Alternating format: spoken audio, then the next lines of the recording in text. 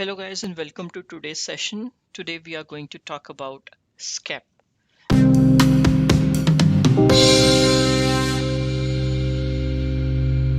This is going to be one of the long ones, but I'm going to make sure that I touch all the topics and I take you through all the various aspects of how to set up SCEP and how to test it and troubleshoot. So this is what we have in today's agenda. First, we are going to talk about what exactly certificates are and why exactly do we need them. Then we are going to talk about SCEP, what exactly SCEP is, and why do we need SCEP. Then we are going to talk about where exactly to use and implement SCEP, in which cases, what are the use case scenarios for SCEP. Then we are going to go into detail about why exactly to use SCEP, what are the advantages of using SCEP, when to use it, when not to use it. Then we are going to talk about uh, what are the differences between SCEP and his younger brother PKCS.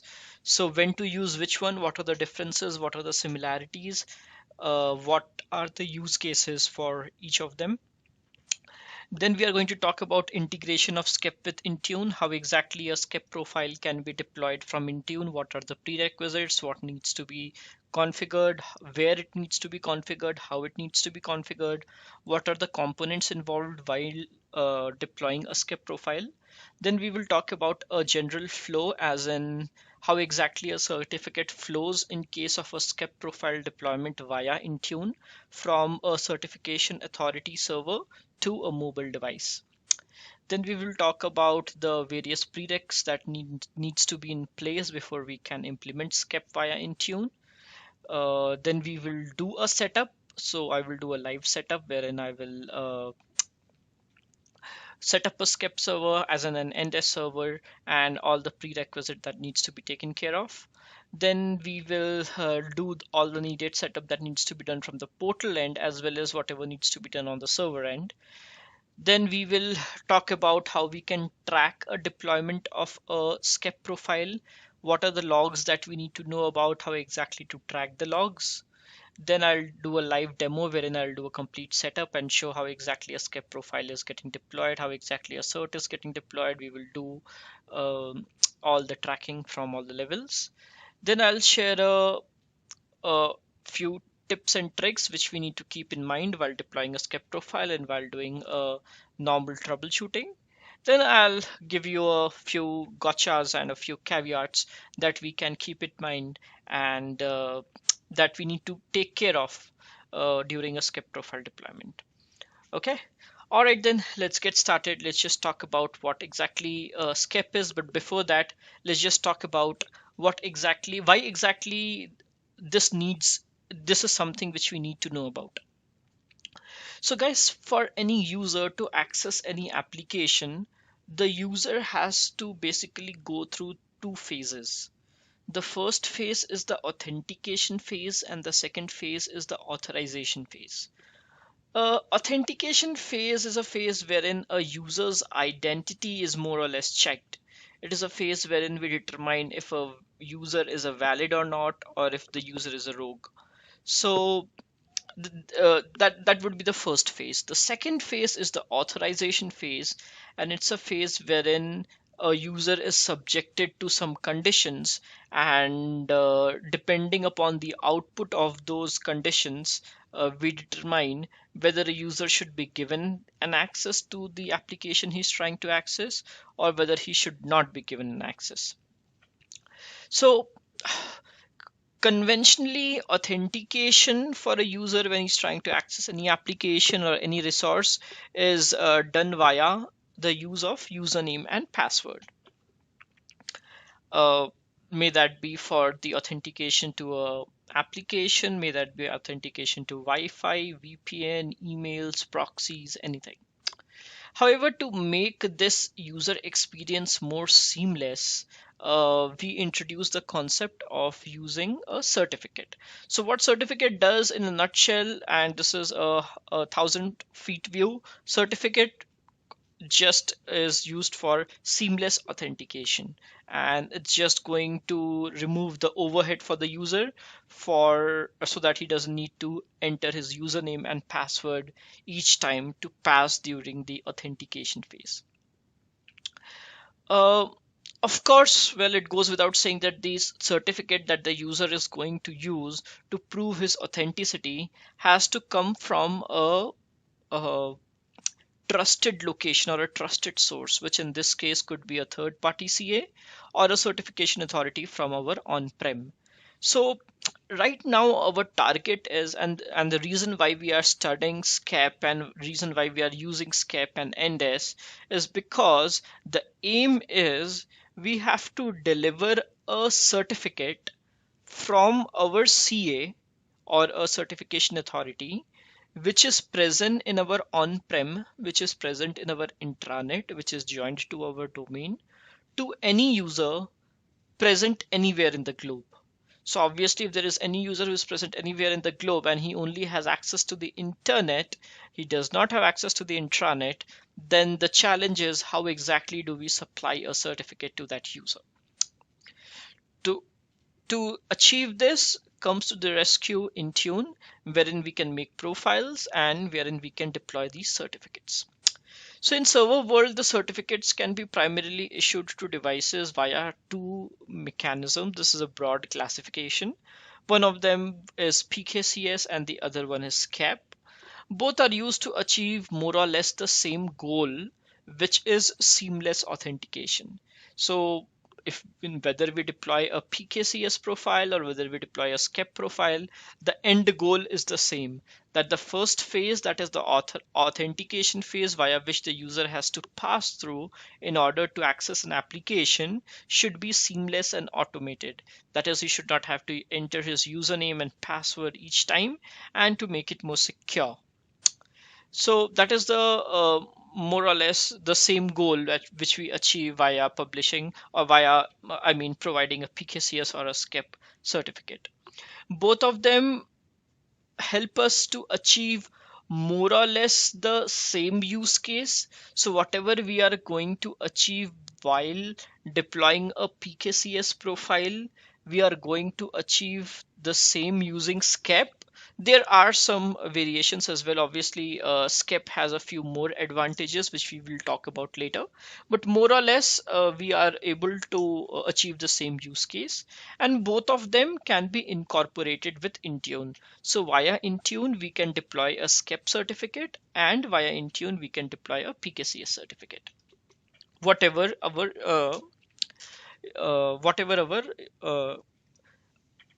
use case is. So then it brings up the question that which one to use, whether we should use a PKCS or whether we should use a SCEP.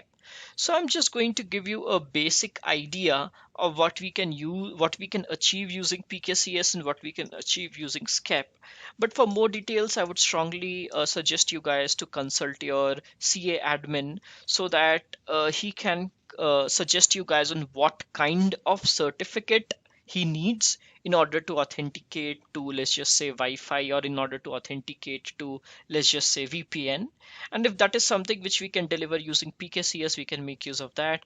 Or if that is something which we can deliver using SCEP, we can make use of that. Okay. So right now we are going to be concentrated on SCEP. So let's just talk about SCEP.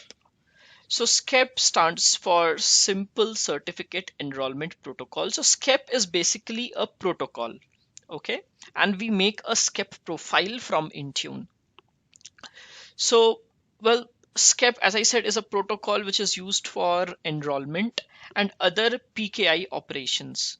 This protocol was originally developed by Cisco, and it uses a request response model based on HTTP, like get methods and post methods. Well, a SCEP certificate, in short, bears a user's identity. So it might bear a user's UPN, it might bear a user's email address, but it's going to contain user's identity. It has a private key, but the private key of a SCEP certificate is not exportable. So the private key never leaves the device, which is the reason why SCEP is more secure. And most importantly, a SCEP certificate can be issued to a user and it can be issued to a device. Please keep in mind that SCEP certificate is the only certificate which can be issued to a userless device. However, PKCS certificate in contrast cannot be issued to a userless device. There has to be a user associated with the device. Only in that case a PKCS certificate can be issued to it. SCEP also supports Windows Hello for Business certificate based scenarios. And in case of SCEP, a unique key and certificate is delivered for each device, which is not in case of PKCS. Therefore, if we are making use of SCEP deployment, and if we want to revoke a certificate, it gives us the functionality of revoking a certificate from a singular device, because each device enrolled by the user has a unique certificate and a unique key. However, in case of PKCS, that's not the case. If a user is enrolling 10 different devices using PKCS, if a user is enrolling 10 different devices using his UPN, and all those 10 devices get a PKCS certificate, we cannot revoke PKCS certificate from a single device. We will have to revoke it from all the devices that the user has enrolled. Where exactly can we use SCEP? As already said, SCEP can be used for server authentication, it can be used for user authentication, it can be used for Wi-Fi authentication, it can be used for VPN authentication, it can be used for encrypting an email via SMIME. So these are use cases of SCEP certificate. Wi-Fi is one of the things which is most often used for authentication by a SCEP certificate. Now let's just talk about when and why do we use it. Well, as already said, the whole sole purpose of using a SCEP certificate or a PKCS certificate for that matter is for achieving seamless authentication. So we are trying to make the user experience more seamless and remove the overhead of the user having to enter his username and password uh, by automating it, because the certificate in this case is going to do that authentication on behalf of the user. Also, it's used for securing the access because, well, obviously using a username and password is not secured, because username and password is something which we can share with anybody. However, that's not the case with the certificate. When are we going to use it? We are going to use it when we need to deploy a certificate from the intranet to a mobile device which is present in the internet. So if we have to deliver a certificate to a mobile device, let's just say to an Android phone, so that Android phone has access to a corporate resource, but the Android phone obviously has no way. We don't have any way of joining an Android phone to a domain. In that case, the only way is deploying a SCEP or a PKCS profile from Intune. Also, when exactly would be using it is when we need more security than PKCS. As already said, PKCS as compared to PKCS, SCEP is more secure. How exactly, that we will find out when we discuss the architecture of SCEP. However, there are some drawbacks as well of SCEP, one of them being that to set up a SCEP, we need a bigger footprint. It needs an Azure App Proxy, it needs to install an Intune connector, it needs to install an NS server, along with which comes many roles. So there is a bigger footprint. So if we can afford the added overhead, if we can afford the added infra and the added servers, then probably SCEP is the right option, which obviously is more secure. But which one to use? Obviously, as I said before, please consult your CA and find out whether your use case is something which can be delivered by PKCS or SCEP or both, and what kind of security are we looking to. Now let's just talk about differences between PKCS and SCEP in detail. For more information on PKCS, I've done a separate nugget on it, so please refer to that. But just in short, in case of PKCS setup, we don't need any NDES. No trusted profile is needed for PKCS. Uh, for PKCS deployment, however, for chain building, obviously trusted profile is needed. No app proxy is needed. No public endpoint, no IIS, nothing. It's just one connector which needs to be installed, which acts as a gateway between the Intune service and your on-prem infrastructure, and the certificate flows from your CA to the Intune connector to the Intune service and then to the device. In case of PKCS, device does not talk to anybody but Intune. The same certificate can be distributed to multiple devices of the same user. As already said, in case of PKCS, if a user is enrolling 10 devices, and all those 10 devices will have the same PKCS certificate. However, that's not the case in case of SCEP. The MDM server generates the private key, and the certificates are deployed and deploys it to the mobile device. And as already said, PKCS has a smaller footprint. However, in case of SCEP, private key never leaves the device, which makes it more secured. But as a downside, it has a bigger footprint because we need an additional server in form of NDES, we need an IIS, we need a public endpoint, we need Azure in form of Azure App Proxy, we need to install Intune connector. So there is a bigger footprint. As already said, there is a unique key and certificate for every device for the same user, which allows certificate revocation for just a specific device possible. Meaning that if there is one user who has enrolled 10 different devices, each 10 different device will have 10 different certificates. Therefore, we can revoke a specific certificate from a device. However, if all the 10 devices have the same certificate, like in case of PKCS, then it's not possible to revoke just one certificate from a device, because if we revoke that certificate, it's going to be revoked from all the devices because all the devices have the same certificate to begin with. In case of SCEP, mobile device generates the public and the private key. However, in case of PKCS, as we saw, the private key is generated by the MDM server. One more thing that we need to keep in mind while making a decision between whether we are going to use a SCEP certificate or a PKCS certificate is the usage.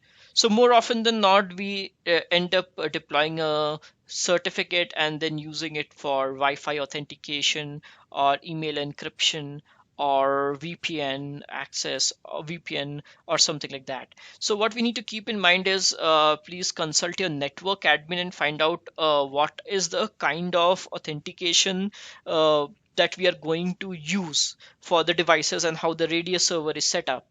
Because if the kind of authentication that is going to be used has EAP, then that is something which cannot be facilitated by PKCS. That is something which can only be facilitated using SCEP. So in short, EAP is actually a protocol. It is extensible authentication protocol. Not exactly protocol, it's a framework, so to speak. EAP is an authentication framework. EAP has different methods inside of it, like we have EAP POP, EAP TLS, EAP TTLS, EAP SIM. You might have heard about these terms. But if any of the EAP authentication framework is being used for authentication, then by the Radius server, then a PKCS certificate won't suffice. In that case, we will have to make use of a SCEP certificate. So that is something which we can keep in mind while making that decision of which one to use, whether to go with PKCS or whether to go with SCEP.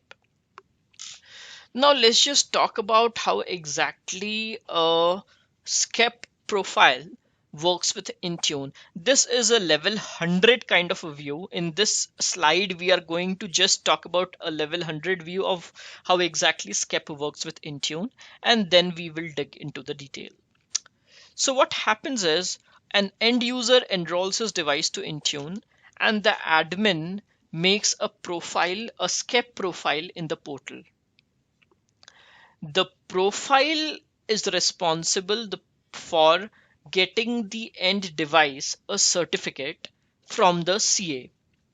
So obviously the CA, as I already said, is in the intranet, and the profile is coming from the Intune service over the internet. So this is exactly what we are trying to achieve, deploying a profile or deploying a certificate from a CA in the intranet to a device in the internet over the internet, because the device has no access to the intranet. Once the certificate is delivered by the MDM, then that certificate takes care of the authentication part and helps the end device authenticate to Wi-Fi or VPN or email profile or anything like that. Okay. Uh, all of this setup is actually achieved by something called an NDES server. So we can visualize as NDES as the gateway. So any certificate that is going to be pushed to a device is going to obviously originate from a CA. It is going to go to the NDES, and then eventually it's going to travel to the device. So NDES is that we can call it kind of a public endpoint, though it's not the exact correct word to use at this point of time, but I'm just giving you a level 100 kind of a view. So if we imagine that there are only 3 components in this setup, then that would be: the first component is the CA, the second component is the NDES, and the third component is the device. So CA is something which is present in the intranet. Let's just say NDES is something which is present in the intranet as well as the internet, and the device is something which is present in the internet. So the certificate is traveling from the device. The certificate is traveling from the CA to the NDES to the device. Okay. And this has to be done because devices have no way of directly communicating with the CA. Okay. All right, so this is just a 100-feet view of how exactly SCEP works with Intune. We will look at the detail, how exactly all the moving components are functioning in a bit. Now let's just talk about what are the different components that are involved in this setup. So for SCEP to work with Intune, what are the different components? Obviously, we need Intune as the MDM. Intune is something which is providing the certificate profile. We have to make a certificate profile in the Intune portal, that is in the MDM. We need an end user's device which is enrolled to the MDM. Of course, we need a CA which is present in our on-prem, and for authentication, we need a domain controller. And as I already said, we need an NDES server, which is kind of that point wherein the device is communicating and the CA is communicating. However, that is not exactly true. I tried to give you guys a 100-feet view and say that there are 3 components: CA, NDES, and the device.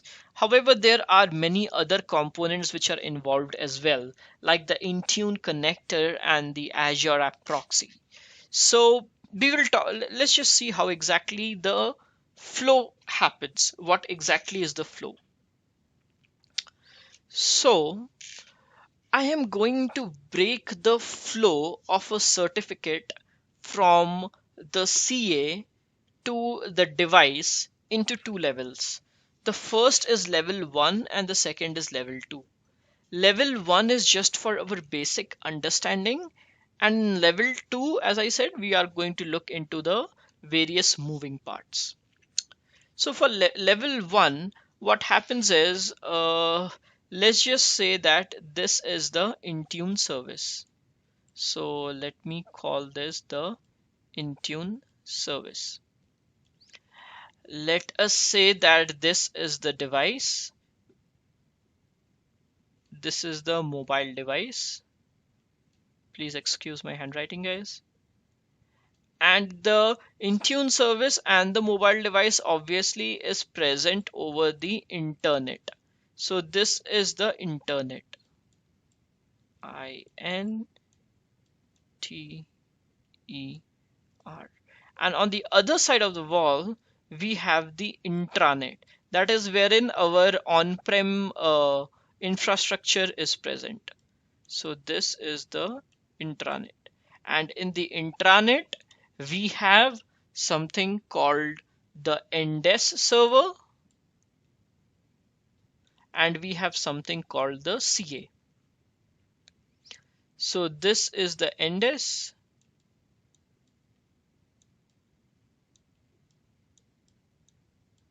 and this is the CA, or the issuing authority.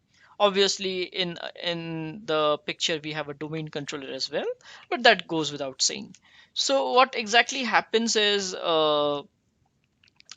NDES is connected to the Intune service. So NDES has access to the intranet as well as has access to the internet.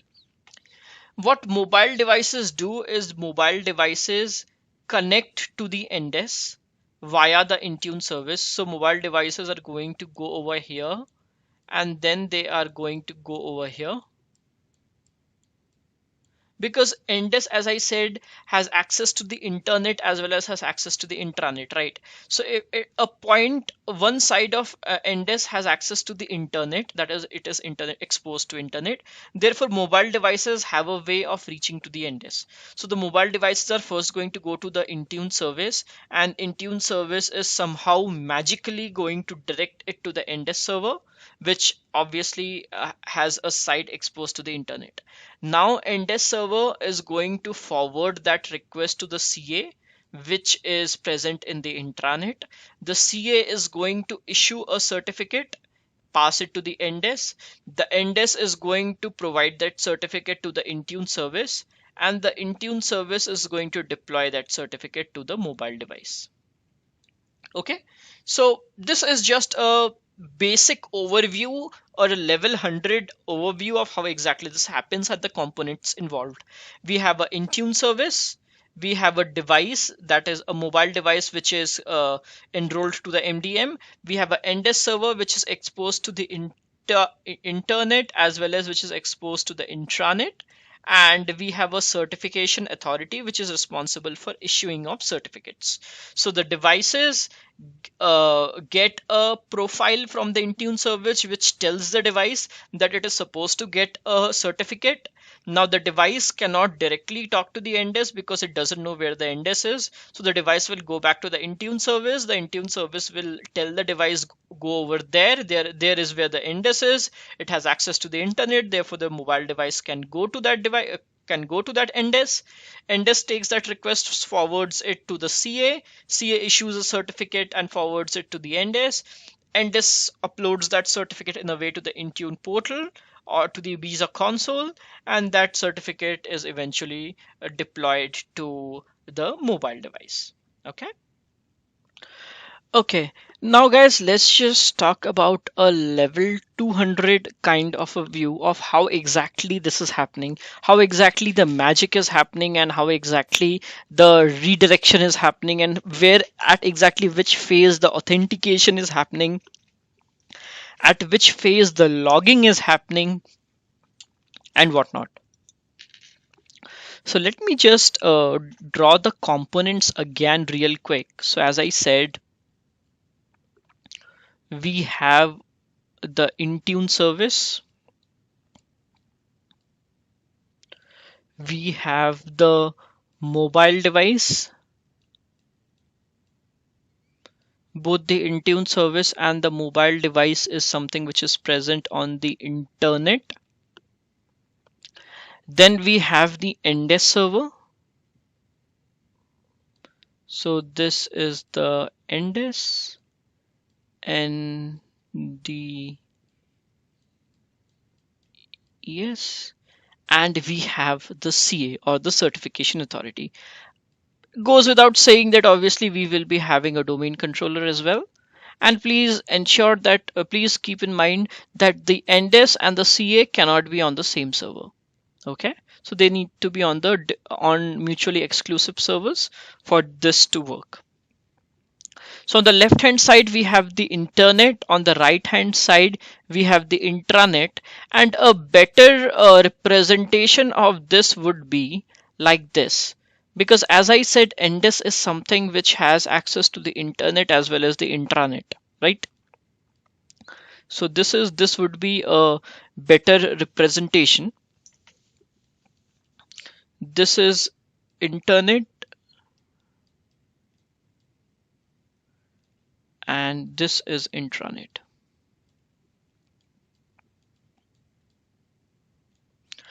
So, guys, NDES actually has three components that works within NDES and makes this logic possible. Okay, so let me just list out the three components and then we will see how exactly the flow is and how does these components come into the picture. The first component so let me just do it this way. This is the first component, this is the second component, and this is the third component. Okay, so the first component in NDES is the IIS. Okay, the second component in NDES is the NDES plugin. NDES plugin, I'm calling it NP. And the third component in NDES is the CRP, or the certificate registration point. Okay, so this is number one, this is number two, and this is number three. And obviously then we have certification authority. One more component that we have, which I did not mention in my previous diagram, which I did not mention over here. I just said that the mobile device reaches out to the Intune service and then gets magically redirected to the NDES. So one more thing which is present for this magic to happen is Azure App Proxy. So let me just call it AAP. So Azure App Proxy connector is something which we will be installing on one of the on-prem servers. Let's just say we are installing a connector for this Azure App Proxy on either another server or on the NDES itself. Okay, and what Azure App Proxy does is it makes it publishes the NDES on the Intune. So it publishes this on-premise NDES application on the internet service. So what happens is this NDES, please listen carefully, this NDES is going to have two URL. One is going to be the internal URL. So let me just call it IUR. And the second is going to be the external URL. EUR. Okay, so obviously, as I said that in NDES, when we install, NDES is actually, NDES stands for Network Device Enrollment Service. It is a service which we can install by going into the server manager. So all we have to do is we have to open up Windows Server 2012 R2 or later, and then we have to go into add remove roles and features, and from there we have to add this NDES role and then configure it. When we configure the NDES role, then it asks us to which CA you want to connect the NDES to. That is wherein we establish this connection. Okay, this NDES server needs to be joined in the domain. Therefore, obviously, it's a part of this intranet and it needs to have access to the internet as well. Okay, so as I said, when we install NDES, it has a component called IIS. Okay, Internet Information Service. Therefore, this NDES server will be having an internal URL, and all the servers inside the domain will have access to this internal URL. What exactly that URL is, we will talk about that later, but let's just understand this for now, that this NDES server is going to have an internal URL, and that URL is something that that all the servers inside can reach out to when they have to reach to the NDES. And okay, so now let's just say that this is a mobile device and this mobile device has to reach out to the CA. Okay, so as I said in the previous diagram, the mobile device cannot reach out to the CA directly. So the mobile device first goes to the NDES and then NDES takes it to the CA, right? So right now the mobile device has to reach out to the NDES. And as I said, the NDES has an internal URL wherein all the servers reach out to, or all the devices reach out to. But this internal URL is accessible on the intranet only. It is not accessible on the internet. Therefore, there is an external URL also which is mapped to this internal URL. Okay, and this external URL to internal URL mapping is something which is done in the Azure App Proxy. So what we do, we set up the NDES, we install the role connected to the CA, and then when we install the NDES role, then IIS gets installed in it. We have to install one more component in the NDES called the Intune connector. Okay, it's one more component which we have to install. So when we are installing the NDES role, let's just simplify this. We are installing the NDES role. When we are installing the NDES role, it installs the IIS feature as well. Once we are installing the Intune connector, it installs the NDES plugin and the CRP in the NDES server. Okay, and obviously the NDES server has an internal URL. But this internal URL is of no use for this mobile device, because this mobile device cannot access this internal URL, because this is only accessible over the internet. Sorry, this is only accessible over the intranet within the domain. Therefore we make use of something called Azure App Proxy. We install this App Proxy connector on one of the on-prem servers. So let's just call it Azure App Proxy connector. It can be installed on the same server as NDES, or it can be installed on a different server, but we will be installing an Azure App Proxy connector. And then in the Intune service, we are going to do a mapping of the internal URL with the external URL. So internal URL and then external URL. Okay. So this internal URL is now mapped with the external URL. What this is going to do, and this external URL is something which is provided by the Azure App Proxy. Okay, the Azure App Proxy provides the external URL and it maps that external URL with an internal URL. Okay, and obviously, as the verbiage suggests, external URL is something which is accessible externally, that is, which is something accessible over the internet. Okay, so this is the setup. Now let's just talk about the flow. Step 1 is, obviously goes without saying, the prerequisite is that a device needs to be enrolled to Intune and the device needs to be targeted by an SCEP profile from the MDM.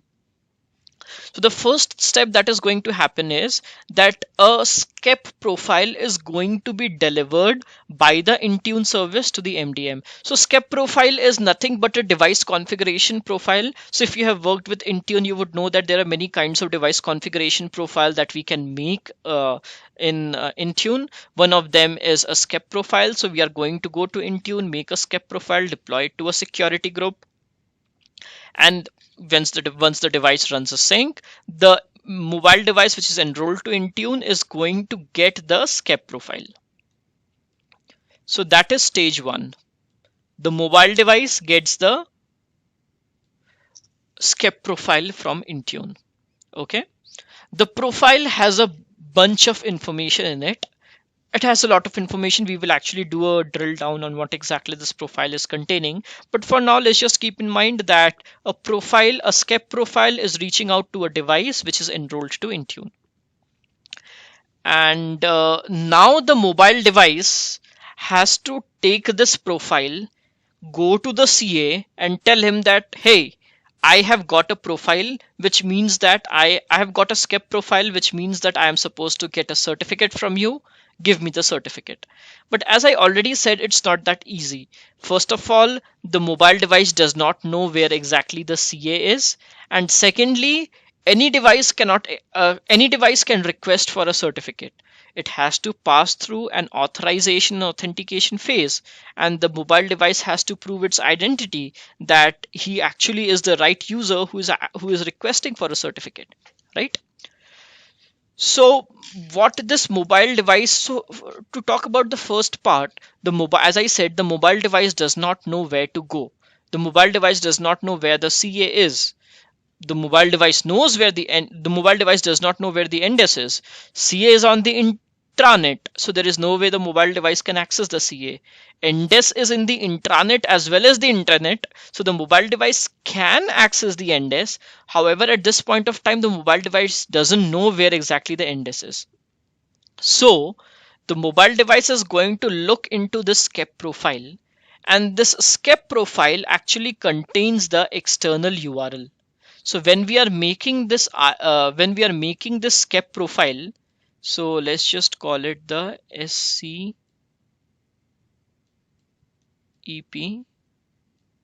profile. When we are making the SCEP profile, we actually contain this external URL in the SCEP profile, so that when the device gets the profile, the device knows where it is supposed to go. So this device blindly takes that profile and hits that external URL, because that URL is already present in the SCEP profile. So SCEP profile, the step 2 is going to be the device hitting the external URL. As I said, this external URL is something which is provided by the Azure App Proxy. Azure App Proxy is something which is present in the Intune service. We have to install a part of the Azure App Proxy on the intranet as well. And Azure App Proxy does two things. First is it is going to provide us an external URL. And secondly, Azure App Proxy maps that external URL with an internal URL. And this internal URL is not accessible externally. This internal URL is present is something which is present in the intranet and not on the internet. So this, as I said, the second phase is going to be the device reading that external URL and hitting that external URL. The third part, or the third step, is going to be wherein the Azure App Proxy moving the request to the internal to the internal URL, and wherein in this case the internal URL is the URL of the NDES server. So Azure App the device hits the external URL. Azure App Proxy will obviously convert it into the internal URL, and Azure App Proxy will transfer the request from this mobile device to the internal URL. And where exactly is this internal URL? This internal URL is present over here in the intranet. And this device is present on the internet as well as the intranet. So this device can actually accept requests from the internet. So now the device has actually reached from here to here via the Azure App Proxy. So request has reached the NDES, but where exactly in NDES? So whenever any device, whether that be on the internet or whether that be on the intranet, whenever any device reaches out to the NDES, that is reaches out to this internal URL, the request always lands on the IIS. Okay, because we are obviously accessing an internal URL, we are accessing a website. So where exactly is the hit supposed to happen? Where exactly is it supposed to get logged? Who exactly in the server is supposed to process that request? The IIS, right? Because internal URL is a website, right? And this is the reason why NDES, when we install NDES, we have IIS by default installed in it, because IIS is something which is accepting the request from the internal URL. Whether that request is coming from the externally or whether that request is coming from internally, it is always going to first hit the internal URL, which means it is always going to hit the IIS. Okay, so the step 4 is that the device is hitting the IIS, and that the device is hitting the internal URL, and the internal URL request is landing on the IIS of the NDES server. So this is the step 4. This was the step 3. Okay. So the device reaches out to the external URL. Azure App Proxy is mapping that external URL to the internal URL. Now Azure App Proxy is delivering that request to the internal URL. That is the step 3. The internal URL, any request that is made to the internal URL, obviously it's an URL, meaning it's a website, therefore it's going to hit the IIS of the website, IIS of the server. Therefore step 4 is that the request hits the IIS of the NDES server. So at this point of time, if we check the IIS logs, we are going to see a get operation, which means that somebody has tried to access the internal URL. At this point of time, it is the mobile device which is trying to access the IIS. We can also go to any device which is present on the intranet and try to access the internal URL. So in that, let's just say that there is another server over here. Okay, let's just say that this is a web server or another web server or an app server. In this server, we go to the browser and type this internal URL. What exactly is going to happen? This device is going to go to that internal URL. That internal URL of the Endes server, obviously, if it's an URL, it's a website. Therefore, the request is going to land in the IIS of the Endes. Therefore, there is going to be another get. Okay. All right. So the get when the get is actually happening from the mobile device, only in that case that get is going to get processed. But when a get is happening from any other device, that is not going to get processed. Why? We will talk about that later. Let's just say that right now it's only a mobile device which is trying to access the external URL. So right now we are at phase 4, wherein a get request has got logged in the IIS. Okay, now the IIS will pass over the control to the Endes plugin. This Endes plugin is installed in the server wherein we install the Intune connector.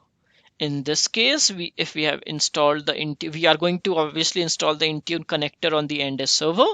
Therefore, step 5 is that the request is going to travel from the IIS to the plugin, to the Intune plugin, which is installed in the same server, to the Intune plugin, or you can call it as the Endes plugin. Okay, so now Endes plugin is going to take over. As I've already said, Endes plugin gets installed. IIS got installed when we installed the Endes role. CRP and Endes plugin got installed when we installed the Intune connector. Right. So now step 5 is that the request from IIS will move on to the Endes plugin or the Intune plugin. Okay.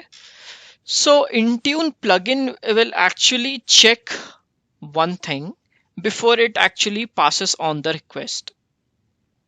The Intune plugin, when we install the Intune connector, we bind a certificate to this connector. The Endes plugin is going to check the thumbprint of that certificate. That's the first thing it's going to check. And the second thing that the Endes plugin is going to check is when we install and configure the IIS role in the Endes, we have to bind a certificate to the HTTPS port of this IIS. Okay, so right now I'm assuming that we have not done the setup. So obviously we don't know that what exactly this binding is and where exactly this binding is supposed to be done. We will talk about that setup later on, but let's just keep this in mind that the Endes plugin is going to do two kinds of checks.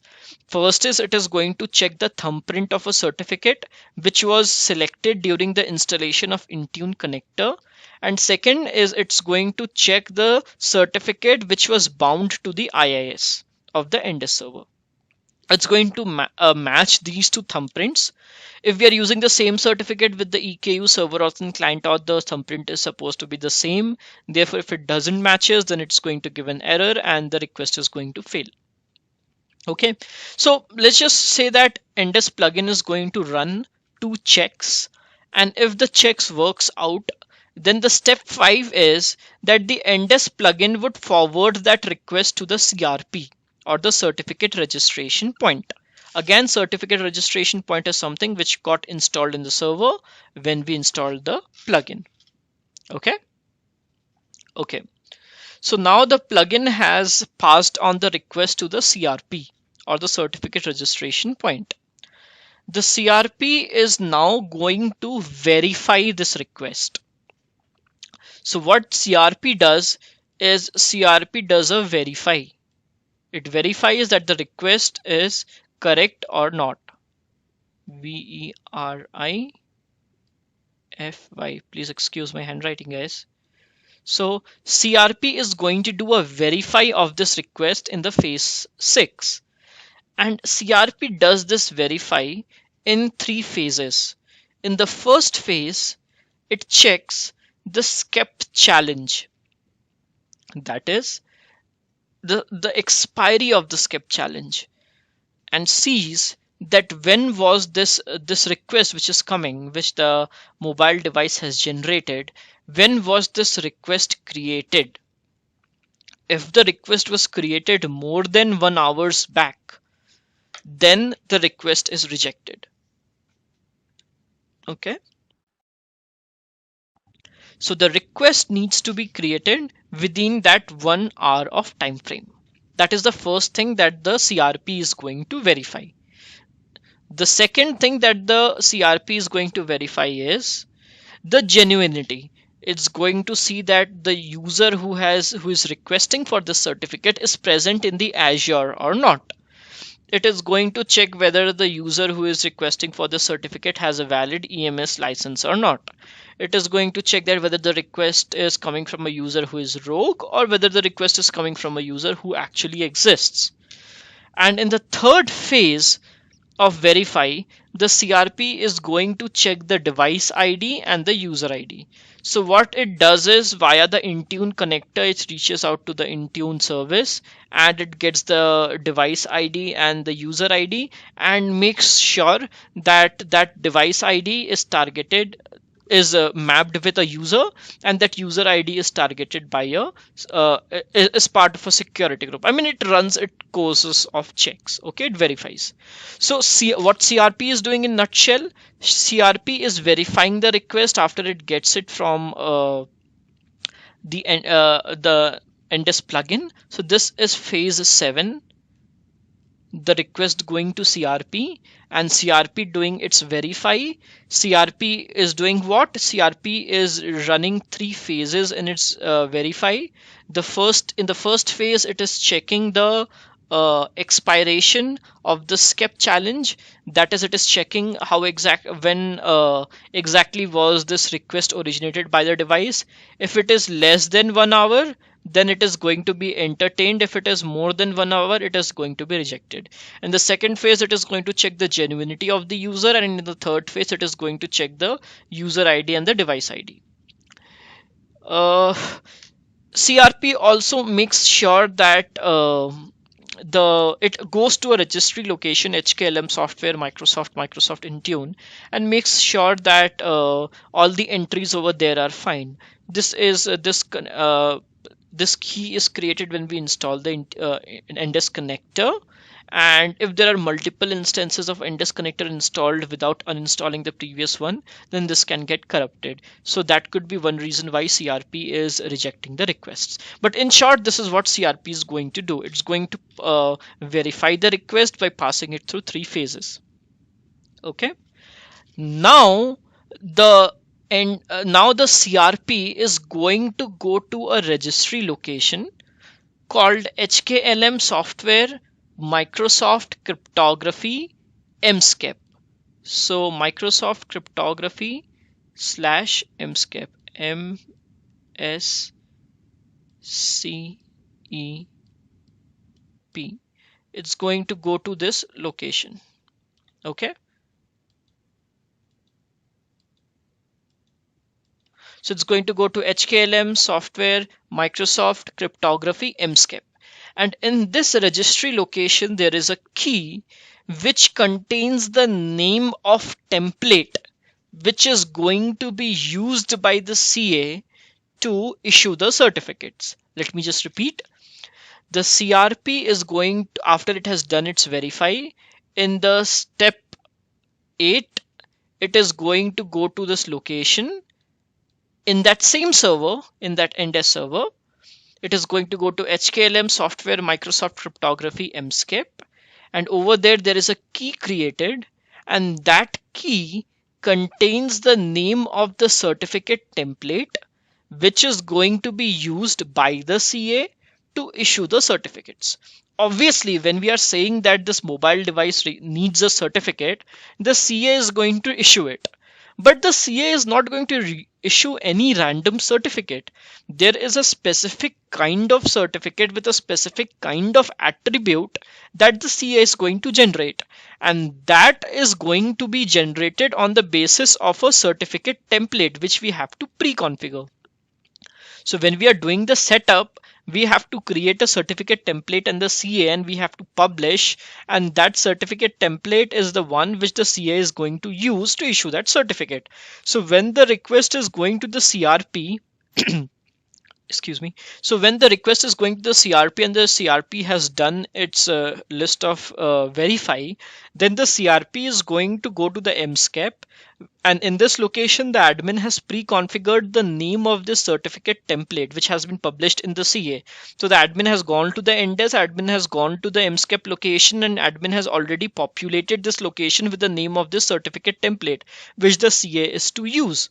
So the CRP will go to this location, fetch the name of this certificate template, and then the CRP will pass the request to the certification authority. So the step 8 is the CRP, after doing its verify, will, I'm sorry, this is step 9. So the step 8 was CRP doing its verify. Step 8 was CRP going into the HKLM software Microsoft cryptography MSCAP location and reading the name of the template which has been pre-configured by the admin, which is supposed to be used by the CA to issue the certificates. And step 9 is the CRP goes to the CA and requests for a certificate on behalf of the user. It carries the user principal name with it, and then it says that, hey, this user with this UPN and these attributes is asking for a certificate from this certificate template. So the CA is going to check whether that certificate template exists or not. So if we have provided incorrect information in this registry location, if we have provided a name of a certificate template which does not exist or which is not, let's just say, published, then the request is going to get cancelled. So we have to make sure that this template exists, the name which we have put in over here. So the step 9 is, okay. So the step 9 is that the request goes from the CRP to the CA, and that request contains the UPN of the user. That request contains many other attributes, one of them being the UPN and the name of the template, which is going to be used by the CA to issue the certificate for the user.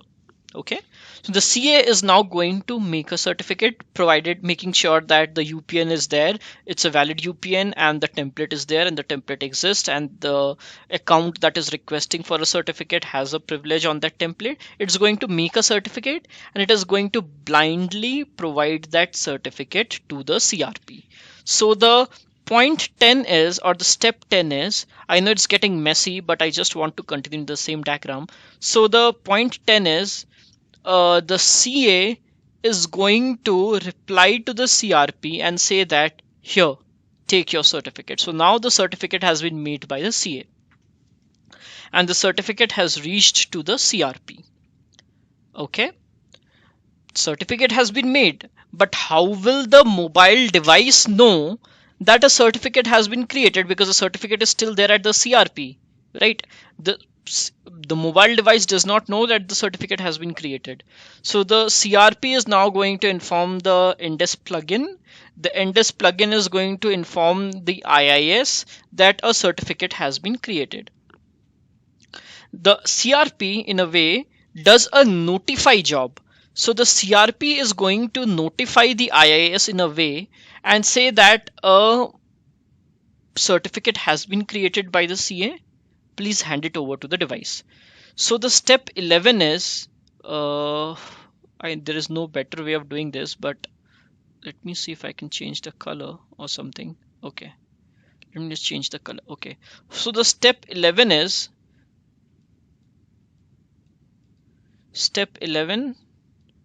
notify.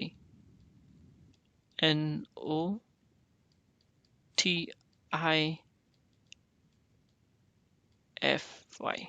Okay. Step 11 is notify, wherein the CRP notifies the IIS that a certificate has been created by the CA in step 10, and now the mobile device can come and take its certificate. Please hand it over to this. Please hand it over to the mobile device. Now in the step 12, the IIS is going to do a post operation. So like it did a get operation, it is now going to do a post operation. My S is not that good. It is going to do a post operation, wherein it is going to say that a cert is ready and it can be delivered to the device. The IIS does a post request. The post, we can see this get and the post in the IIS logs.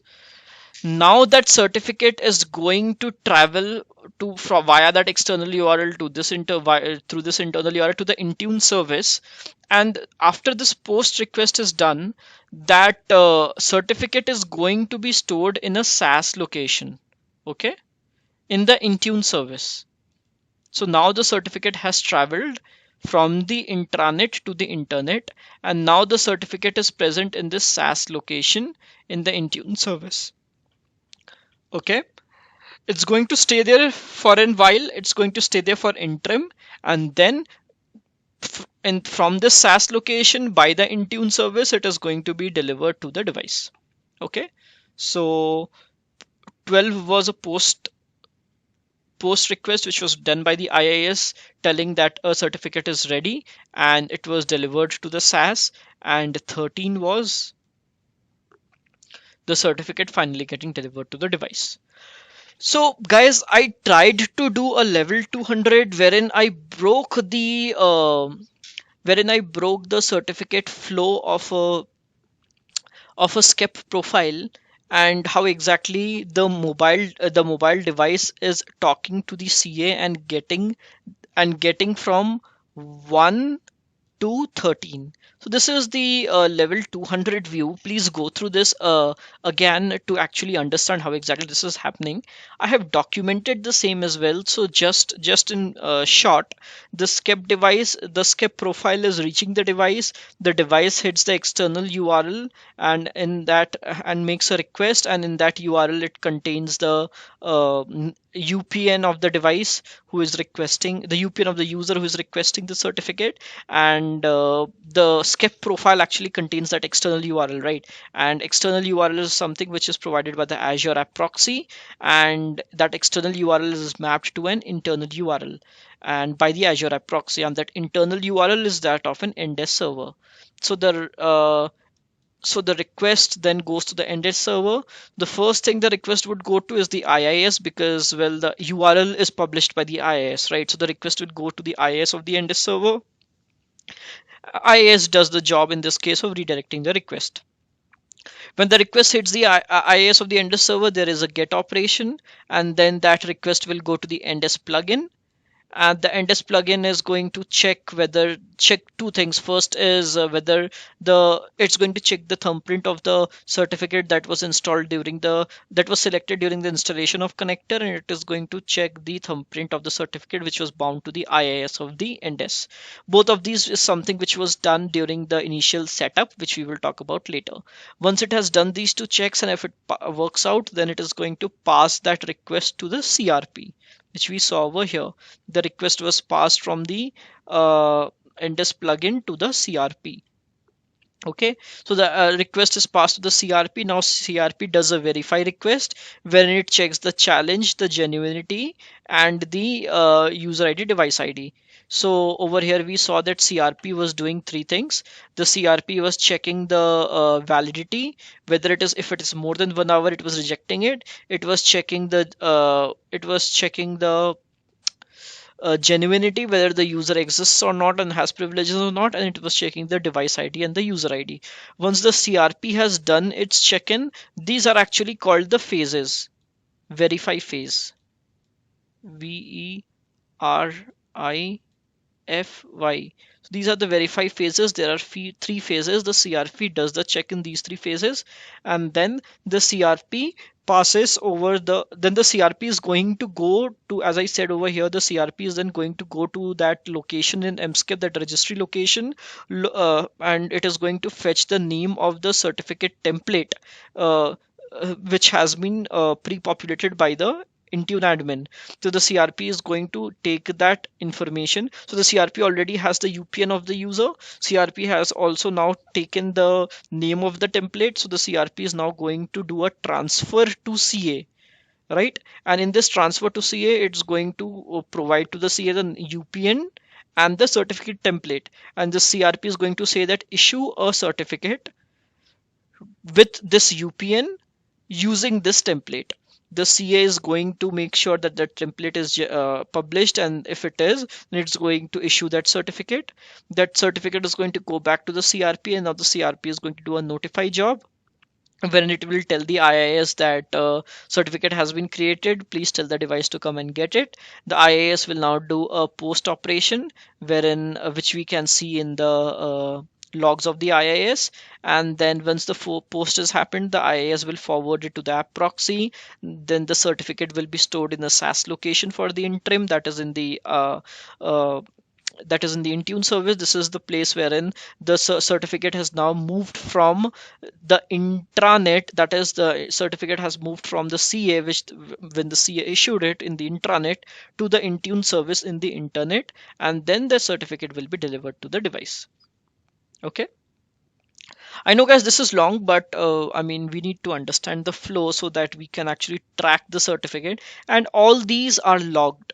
So everything that I talked about is logged. The get operation is, let me just change the color here real quick. So as far as the logging is concerned, the get operation, oh, not very bright, huh? Let me just do this. Okay.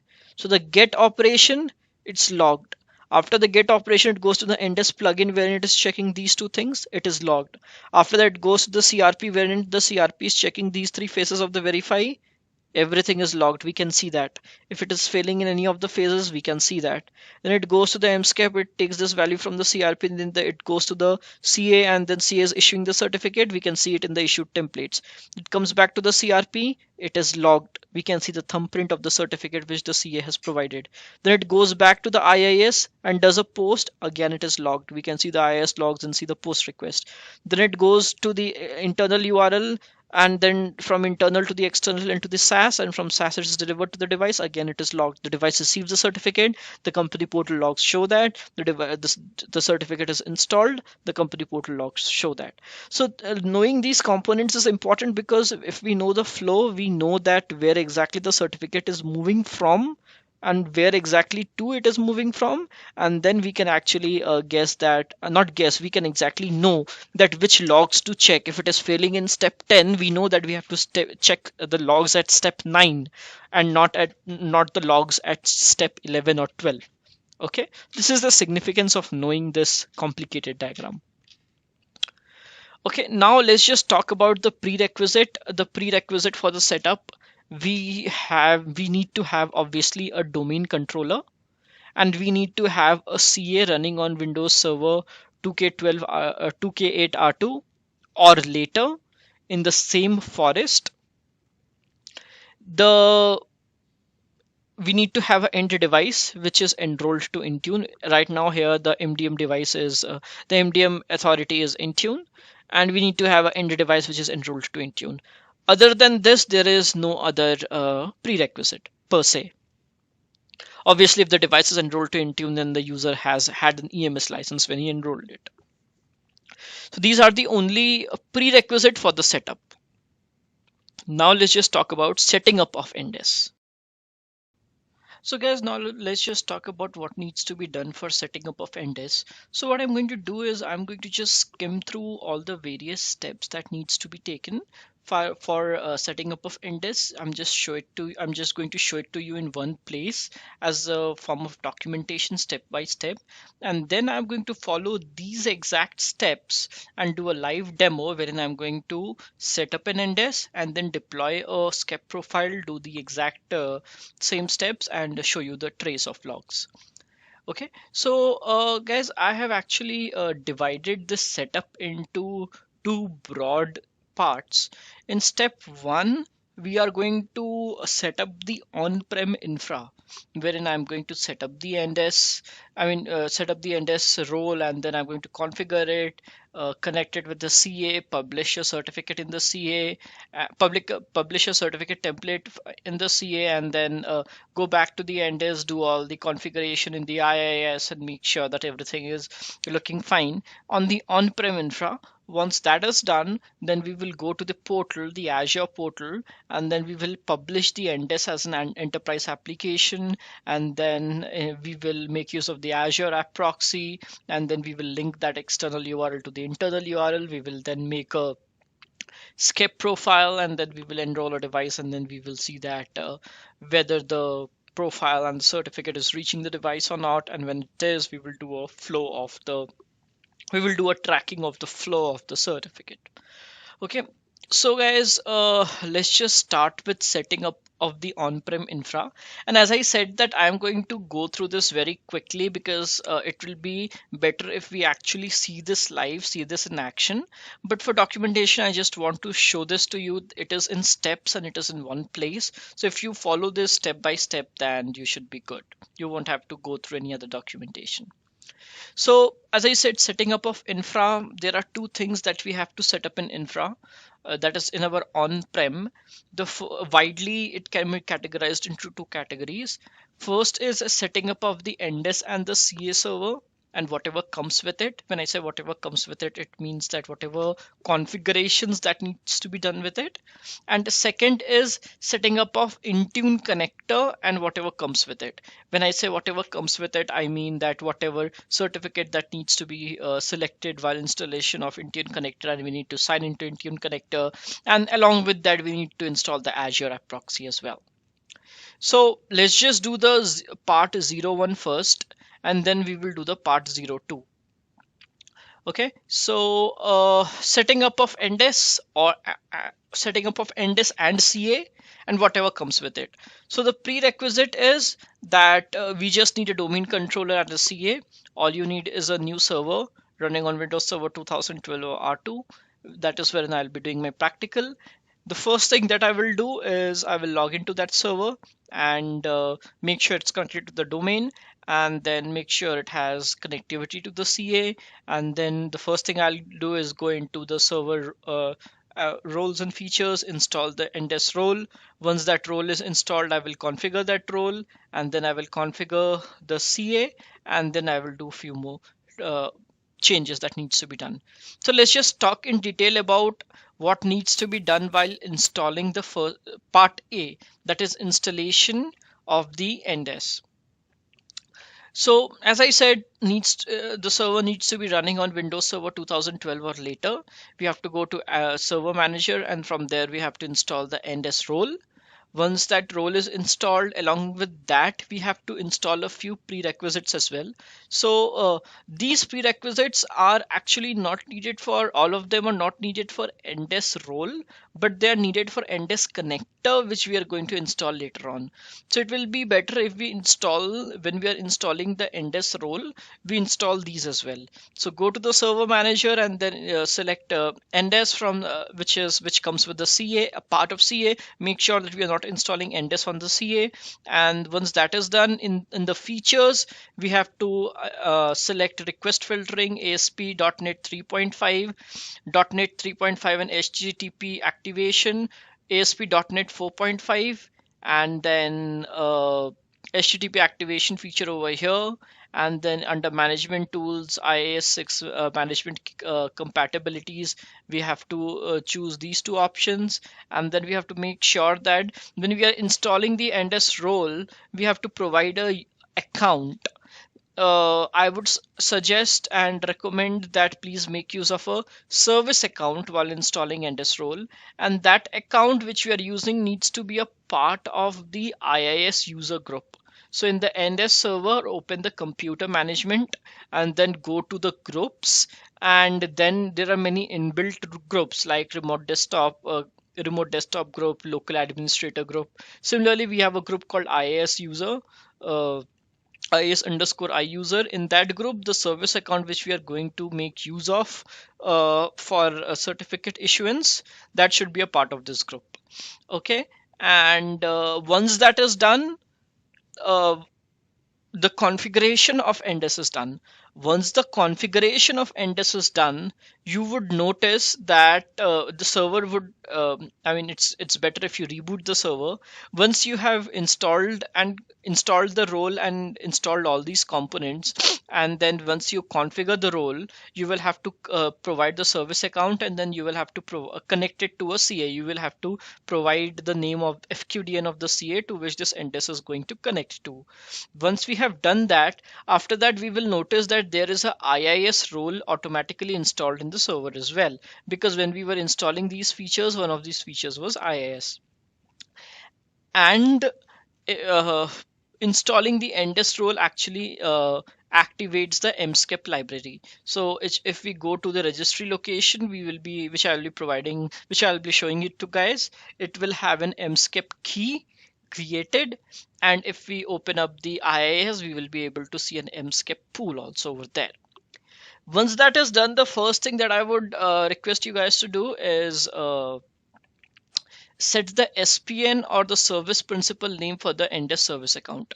So once that role is installed and once that role is configured, run this command, which is going to set the SPN or the service principal name for the NDES service account. So the command is set SPN -s HTTP server FQDN, and then the name of the service account which we have created. So also one more thing, guys. Once we install and configure the NDES role, the NDES server gets 2 RA certificates from the CA issued to it. So that is something which you will be able to see in the trusted root in the trusted store of the NDES. If you open up the trusted store after the NDES role is installed, you will be able to see 2 RA certificates in the trusted root store. These certificates are important. Don't delete them, and we will later on discuss what are the significance of these RA certificates and where actually do they come from. Okay, so this is all about installing the NDES role and the other components. The role installation of NDES role is quite simple and straightforward. Just the server manager, and configuration of the NDES role also very straightforward. Just need to provide a service account and need to connect it to a CA. Once that is done, just set the SPN and that's all needs to be done. Okay. Now configuring the role and the server.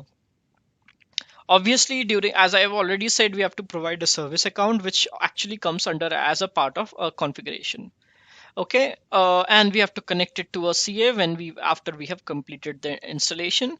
And as I said that once the NDES role has been configured, the mskep.dll is activated, and if we go into the IIS, we will be able to see a skep pool which is created. So and we can also actually see, if we go to the IIS and click on application pool and click on that skep pool, we can actually see the service account that was used during the installation. And as I said, once the NDES role is installed, the mskep.dll is activated, and this mskep.dll, and the place wherein we can see that is HKLM software Microsoft cryptography, and then a key is created with the name of mskep, which shows that the mskep.dll is activated. And this key has many subkeys which I will show you and which we will talk about during the practicals. Now, once this is done, our NDES is ready. Now we have to do something. We have to follow few steps in the CA, and then we will come back to the NDES. The first thing we need to do in the CA is we have to export the trusted root certificate. That is a certificate which the CA has issued to the CA. This certificate is needed for chain building, and this certificate needs to be provided to the devices as well from the Intune portal. So from the Intune portal, we actually make two profiles. One is the SCEP profile and one is the trusted root profile. The trusted root profile contains this root certificate which the CA has issued to itself, and it is used for chain building, meaning that let's just say there is an end device and that end device is getting the SCEP certificate. So that SCEP certificate is going to be issued by the CA and issued to the end user who is requesting for the certificate. But how is the end user supposed to trust that certificate? The end user would trust that certificate only when that certificate comes from a trusted location.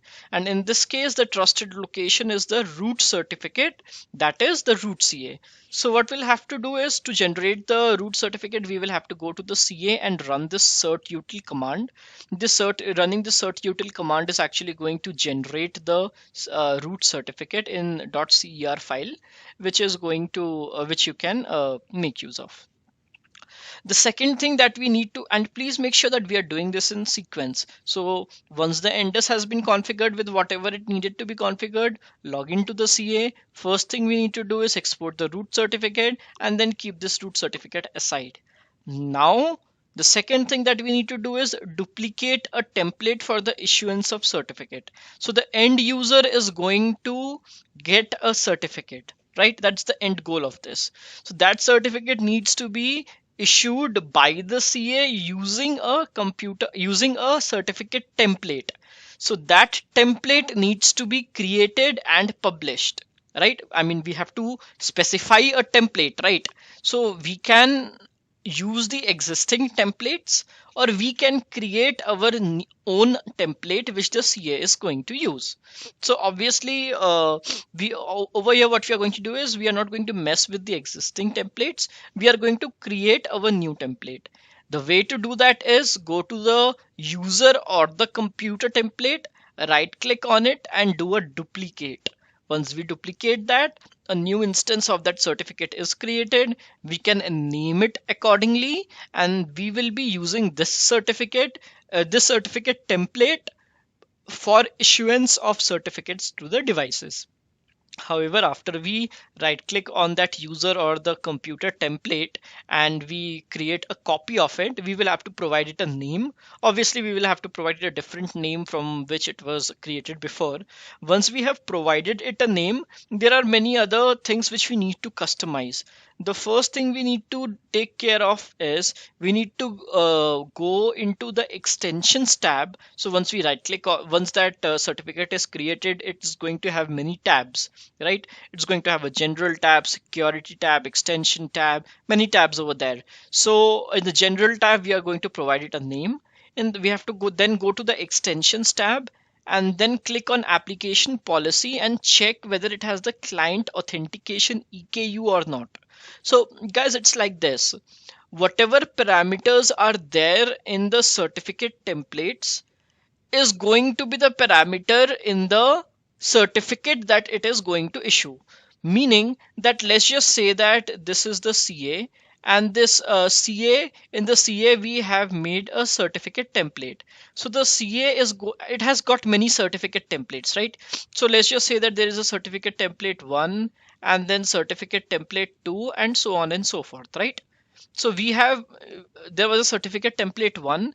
We used this template, we right clicked on it, did a copy and duplicate and created another certificate template 2, and we customized it according to ourselves. Okay.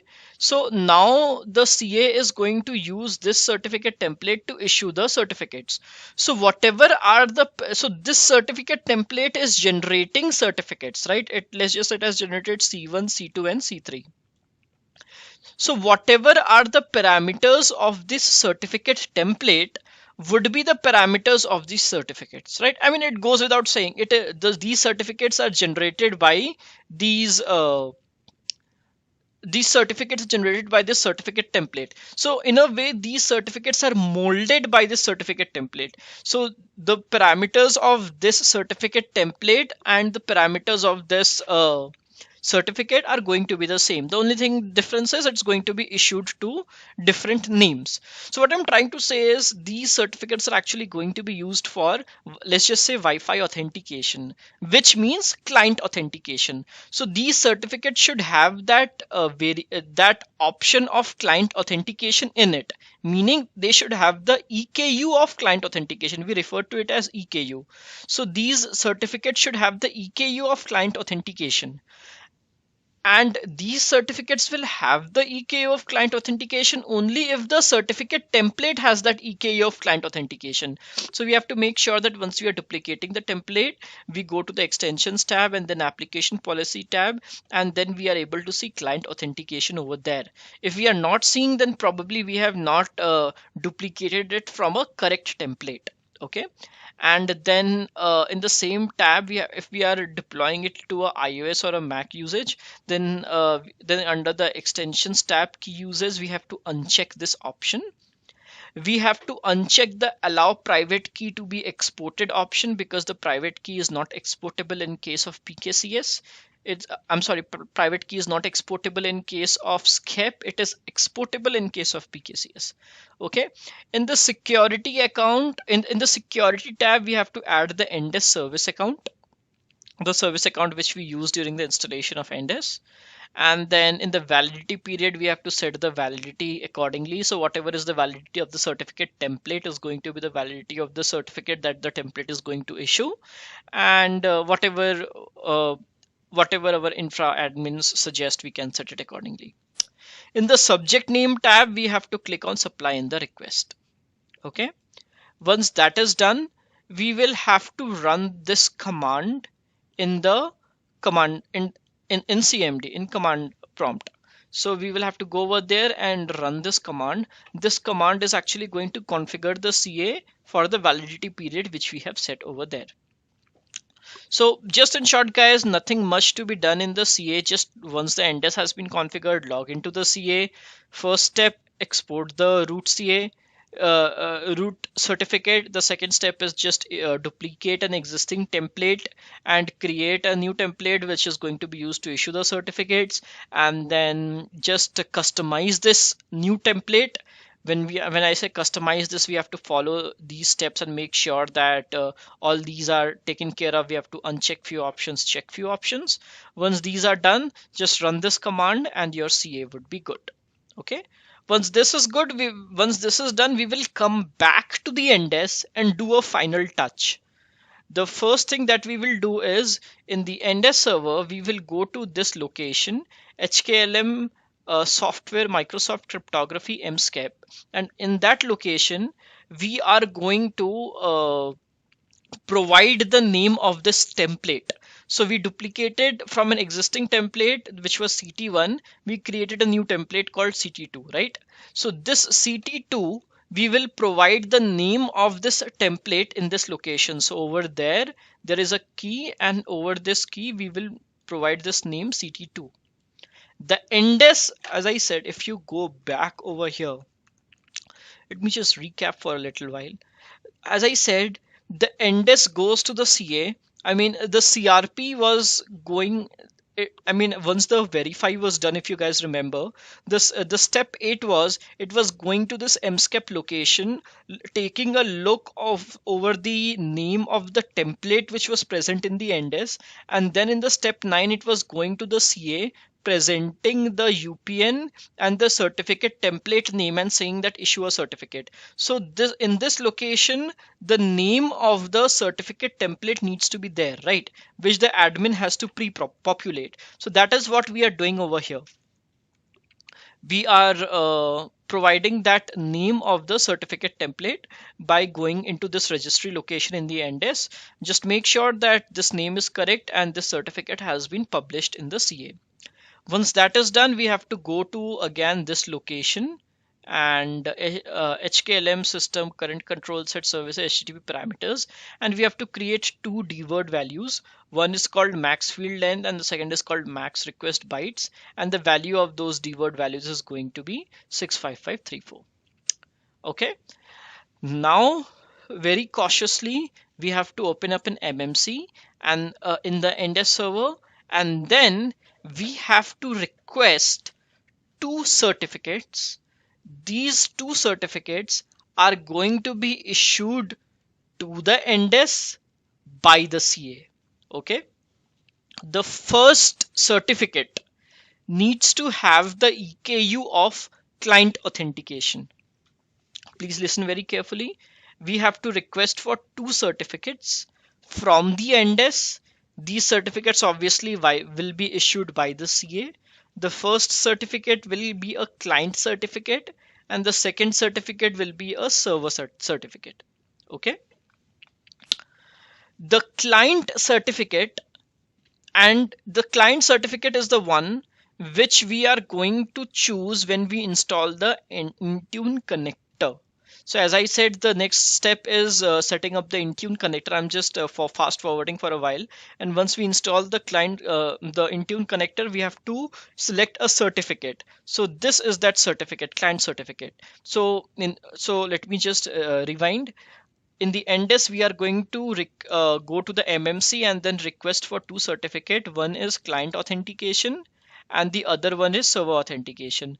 The use of this client authentication certificate is it's going to be bound to the Intune connector.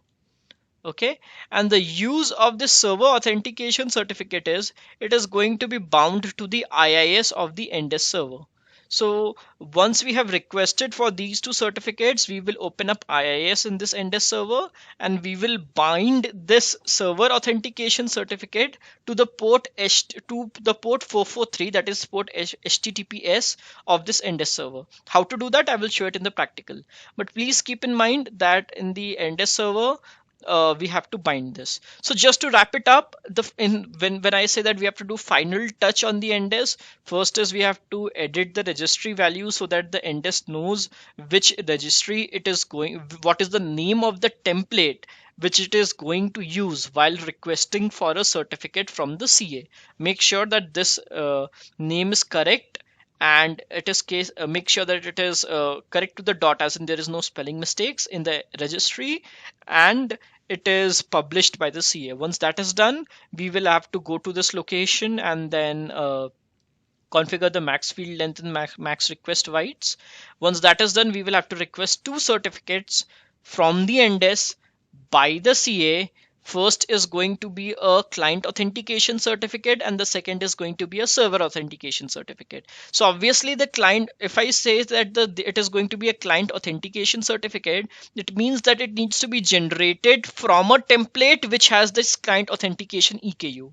The second certificate is going to be a server authentication certificate, which means that it needs to be generated by a certificate which has server authentication EKU. So when you when you open up the MMC, right click and then click on request for a new certificate from the NDES, it will actually give you the option that which certificate template you want to use to issue this certificate. So over there we have to make sure that when we are requesting for a client authentication certificate, the template that we use has this EKU. Now there is a shortcut. The shortcut is, instead of requesting for two certificates, we can actually request for one certificate. Okay, this eases things up. This one certificate needs to have both the EKUs, the client authentication and the server authentication. It is not mandatory. You can go with different certificates as well, or you can go with the same certificate. Same as in one certificate having both the EKUs. Like for example, if you want a client authentication certificate and a server authentication certificate, that is if you want one certificate with both the EKUs, it can be generated from, let's just say, a user template or a computer template. So if we are generating it from a user template or if we are generating it from a computer template, then these two templates have client authentication as well as server authentication in its EKU. Okay. So if we do that, then there is only one certificate. So obviously the same certificate is going to be bound to the IIS and the same certificate would be bound to the Intune connector. Okay, if it's a different, then make sure that we know which one we are binding where. If we do the other way around, it's going to be it's going to fall apart. The server authentication will be bound to the IIS. The client authentication will be bound to the Intune connector. If there is just one certificate, then obviously the same certificate is bound in both the places. Why it is so, I will explain later. Adding S channel, let's just skip this for now. We will talk about this later as well. Now, one of the part is done. Now the only thing that needs to be done is installation of Intune connector. Okay, so we can have multiple instances of Intune connector, as in we can have more than one Intune connector. If we have more than one Endes server, we can have more than one Intune connector, right? So many organizations go for more than one Endes server, as in they will have Endes 1, Endes 2, and then they will load balance it like using an F5 or something like that, using a load balancer in front of the Endes. So in our scenario, we have just one Endes. Therefore, in that Endes server, we will be installing the Intune connector. Obviously, as I've said before, the Endes server needs to have access to the internet, because once the Intune connector is installed, we have to sign into it. Okay. So we have to download we have to go to the portal, and from the portal we can download the Intune connector, and then we have to double click on it, run it as an admin, and then install the Intune connector. During the installation, we have to select the client authentication certificate, which we requested in the previous step from the CA. So we have to make sure that we are requesting the correct certificate, and then we have to provide the Endes service account over here and its password once we are configuring the Intune connector. Once that is done, once the Intune connector is installed, after that, if we open up the IIS and go to the pools, we will be able to see an additional pool named CRP. So as I've said before, installing the Intune connector does two things. First is it installs the Endes plugin, and the second is it installs the CRP role. So it will be installing the CRP role, and these two work in tandem. Okay, so once it is installed, now in the Intune connector, we have to log in. Okay, so this login needs to be done by a global admin. And once we log in with the global admin in the Intune connector, once we have done the login, global admin in the Azure portal. Okay, so global admin or Intune admin, both will do. It needs to, there are only two prerequisites. It needs to be an Intune admin or global admin, not Intune admin and global admin. Sometimes having multiple roles causes problem. And the other thing that it needs to have is an EMS license. Sometimes just an additional information, sometimes it still doesn't work, and I have seen issues wherein it had only one admin role and it had the EMS license, but it was still not working. That issue was resolved by logging in using an user which was created on the cloud, rather than by a user which was synced from the Azure active which was synced from the on-prem Active Directory. That is something which you can try as well if you're running into issues. But long story short, double click and install the Intune connector. Once the Intune connector is installed, it will ask you for the service account. Provide that service account. It will ask you for a certificate. Select the client authentication certificate. Then next finish. Once the installation is done, it will be showing as active in our portal. We will have to log into that Intune connector using a global admin, which needs to have an EMS license assigned to it. And once it is installed successfully, if we open up IIS in the server, we will be able to see the CRP role. Okay, and also we will be also this server at this point of time is going to get a certificate from the Intune service called SC Online Issuing Certificate. This certificate is issued to the Endes by the Intune service, and it gets renewed every 1 year. And it is used for a secure communication between the Intune connector and the Intune service. Okay. Also, as I said, that once we are installing the Intune connector, we have to select the correct certificate. So let's just say that we made a selection and now we are not sure which certificate we selected. So what we can do is we can go to the location HKLM software, Microsoft Intune, and over there we can see the thumbprint of the certificate which was used during the installation of Intune connector. Not much to be done, but make sure that we are doing it right and we are doing it in this sequence. Once this is done, what we have to do is we have to reboot the server. Once the Intune connector is done, it is incumbent that we reboot the NDES server. Okay. Once the server is rebooted and the server comes back up, we are going to go to the Internet Explorer of the server, and we are going to go to the website https:// fqdn of the server /searchserv/mscape/mscape.dll. Okay, so let me just do this notepad. Let me just show it to you guys. So https:// we can either type fqdn of the server or do a local host and then cert serve/mscape/mscape.dll. We have to go into this URL, and if this URL is giving us a 403 forbidden error,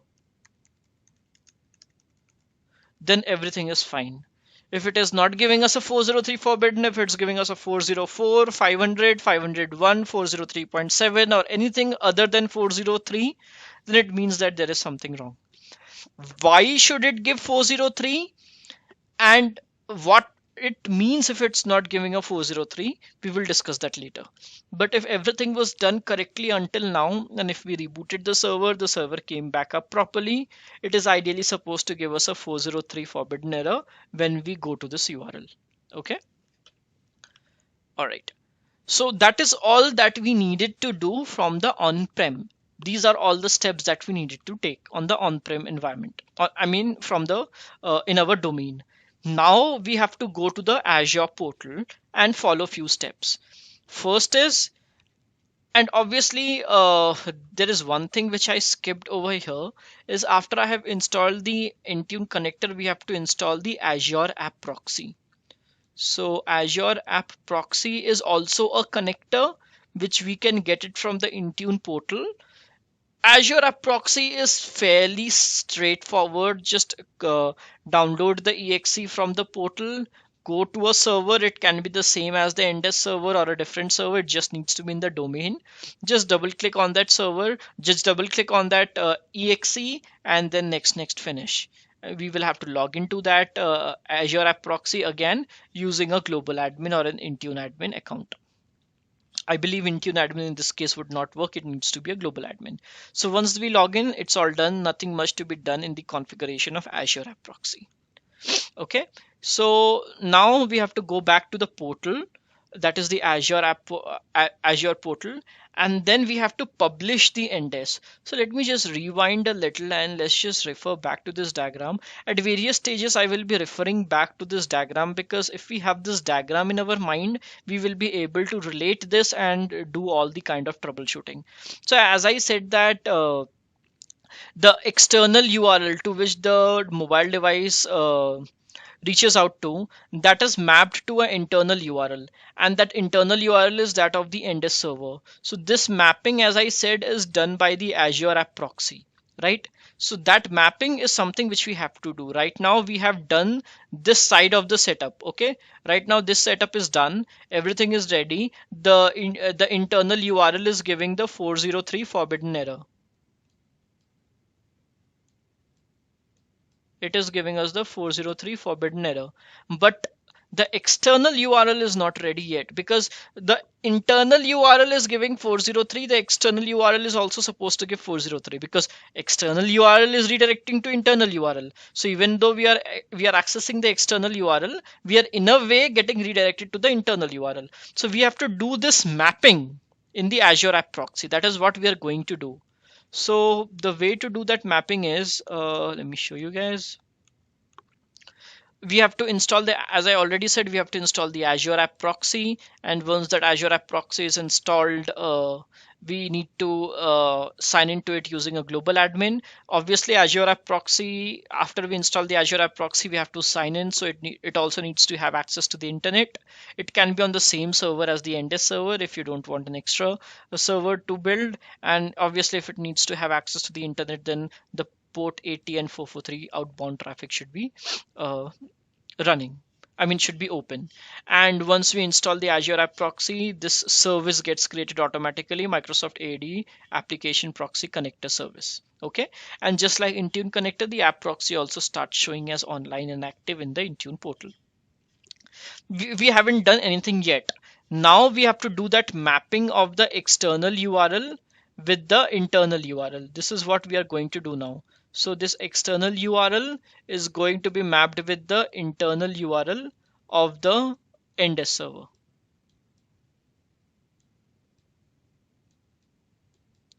Okay. So that whenever a device reaches out to the, so let's just, this is a mobile device, the mobile device reaches out to the external URL, he automatically gets redirected to the internal URL. Why do we need this? Because this mobile device is present in the internet, and this Endes is a part of the Endes is, let's just say Endes is present in the internet as well as the intranet, but this internal URL of the Endes is in the intranet part of the device, right? That is accessible only internally. Therefore we need to do this mapping so that the internal URL gets, so that the external URL is getting converted into the internal URL, because the device cannot directly reach out to the internal URL because this internal URL is not publicly accessible.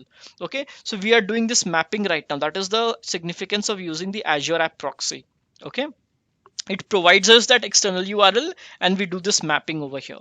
Okay, so what we have to do is we have to click on enterprise application and then click on on-premise application, and then in the name we have to provide a general name of the application. Probably we can call it Endes. In the internal URL we have to provide this internal URL. In the external URL tab we have to provide this external URL tab. That's all needs to be done, nothing much. Just install the Azure App Proxy, next finish, and then log into it using a global admin credential, and it will start showing as active in the portal. Once that is done, go to the Azure blade of the Intune portal, and then click on enterprise application and create a new application. Over there, give the name to the application. We can call it Endes or anything. In the internal URL, give the internal URL of the Endes server. When I say internal URL, it has to be https://fqdn of the server. That's all. Or you can give this internal URL the entire thing, that is that is this http://localhost. In case of localhost, we cannot give localhost over here. We have to give in the fqdn of the server. Okay, and then search serve, then mskip.mskip.dll. Once we enter the external URL, it will automatically generate once we enter the internal URL, the Azure App Proxy will automatically generate an external URL and show it to us. Just copy it from there, keep it handy with you. Okay, nothing else needs to be done over here. This external URL which we have copied from here is what travels to the device. Okay, so if we come back to our drawing, the Intune service is deploying a SCEP profile, and as I said, the SCEP profile contains an external URL, and the mobile device reaches out to that external URL. So this external URL is what we just now got from the Azure App Proxy. The Azure App Proxy took the internal URL, mapped it to the external URL, provided us the external URL over there. We copied that, and once we make the SCEP profile, we will in the Intune service, we will be providing this external URL, and this external URL will go to the mobile device. Okay, all right, so let's just come back over here. All right, so the external URL is set, the Azure App Proxy is set. Now we just have to create a SCEP profile and deploy it. So creating a SCEP profile is pretty much straightforward. All that needs to be done is we have to give the name of a SCEP profile, and then we have to select the operating system, that is to which OS we want to deploy, and then we need to select the in the certificate type, we have to select SCEP. There are many other types like trusted root, Wi-Fi, VPN, device restriction, and whatnot. So we have to select the correct type of certificate. Once we do that, depending upon the OS that we choose, it will give us some options that we need to configure, as in what is the validity of the certificate that we are requesting, what is the, there are many options which we need to configure when we are making a SCEP profile. The most important thing that we need to configure over here are two things. First is what is the type of what is the usage of that certificate. So that can be any purpose, server authentication or client authentication. If this SCEP certificate is going to be used for Wi-Fi authentication, then we have to select client authentication over here. And the second thing that we need to keep in mind while creating that SCEP profile is the external URL. So this external URL is same as what we copied from here, which the app proxy provided us. That external URL is something which we will provide in the SCEP profile, and then we will assign the SCEP profile to a user group. So again, if we recall the flow, the end user device is going to get that SCEP profile. From the SCEP profile, it's going to look at the external URL. It is going to hit the external URL. App proxy is going to convert that external to internal. Internal is at the NDES. It's going to hit the IIS of the NDES. The IIS is going to do a GET response. Then IIS will forward it to the NDES plugin. NDES plugin will do its list of checks, and then to the CRP. CRP will do its verify request, and then it will forward it to the CA. CA will publish that certificate again back to CRP. From CRP back to IIS, then the post request, and then back to the Intune service in a SaaS location, and back to the device. Okay, that's how it's going to work out. And then we, as I said, when we are doing a SCEP profile assignment, we have to select the OS, the type, the validity, the EKU, the usage, and we have to link this with a root certificate, right? So the root certificate is something which we generated from the CA by using that certutil command. We have to make sure that this SCEP certificate is SCEP profile is linked with the trusted root profile. Okay. A tip: make use of the external URL in the profile correctly and assign it to a correct security group. If the external URL is incorrect, then obviously it won't get translated to the internal URL correctly and the flow would break. Okay, now let's just say that everything has been done, everything is in place, we have assigned it. Now we want to track a request. Now we want to see whether the device, now we want to track all of these. Now we want to track all of these, all this I mean hodgepodge diagram that I have made from starting from 1 to 13. We want to track all of these 1 2 3 4 5 6. We want to track all of these and check all of the logs and see where exactly it is not working out, right? How exactly do we do that? What logs to follow? The first thing that we can obviously check is whether the CA has issued it or not. Okay, I am assuming that the profile has been made correctly. If that is the case, then obviously the first thing to check is, I mean, the first place the log gets logged is the IIS, right? But before we check the IIS, I always recommend checking the certificate authority, and in the certificate authority, seeing that whether the certificate has been issued or not. Okay, that's usually the first place I check. Okay, now from the logging perspective, if you remember the diagram, the first hit was there in the IIS, right? The external URL to internal, the internal was there in the NDES, and it was getting logged in the IIS. So first we will be checking the IIS requests, and then we will be seeing whether it is getting the post, and the first it will get the get. So whether it is getting the get or not. Post is when it has got the certificate, right? It was at the end. I think it was step 11 or 10, right? But the first step is get, that is the device has reached the internal URL. Now this get means that the device is just reaching the internal URL. That doesn't mean that the certificate has been issued yet. Once that is there, then we will take a look over the NDES plugin log, and then we will take a look at the CRP log and see all the three various validation phases which I was talking about. Then we will take a look over the NDES service connector logs, and then we will take a look over then we will do some end level troubleshooting, as in we will check the company portal logs of the device in case of Android and iOS, and if it's in Windows, we will check whether that certificate is showing in the personal store of the Windows or not. Once that is all done, the devices, and if the device has got the certificate, then the device is supposed to report it back to the Intune portal, and it is supposed to show succeeded. So this is the flow of logs. I'm sure that for us also it should correspond with the flow in the diagram.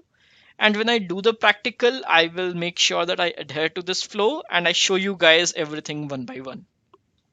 Okay, but before we go there, first things first, let's just take a look over the logs that I was just talking about over here, and where exactly the logs are present. The IIS logs, the NDES connector logs, the CRP, the NDES plugin log, the CRP log, the NDES connector log, and the company portal logs. Okay. So first, I said that the first thing that we would do is go to the CA and see whether the certificate has been issued or not.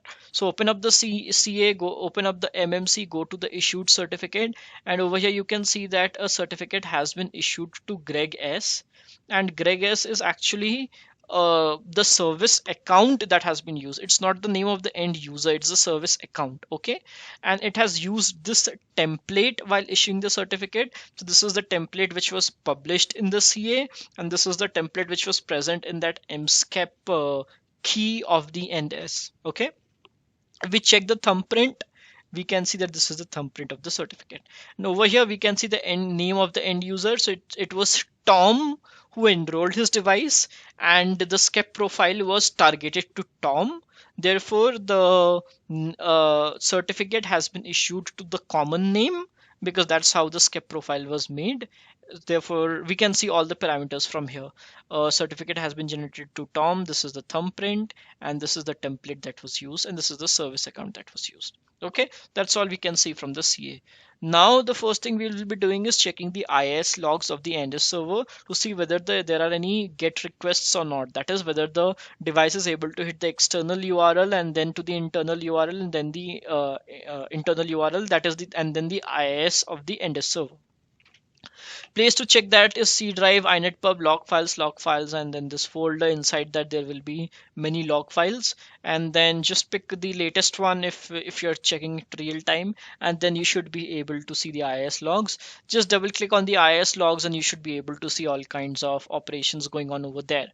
So like in this case, you are able to see this is the IIS logs for, this is the log for a successful delivery, successful search delivery.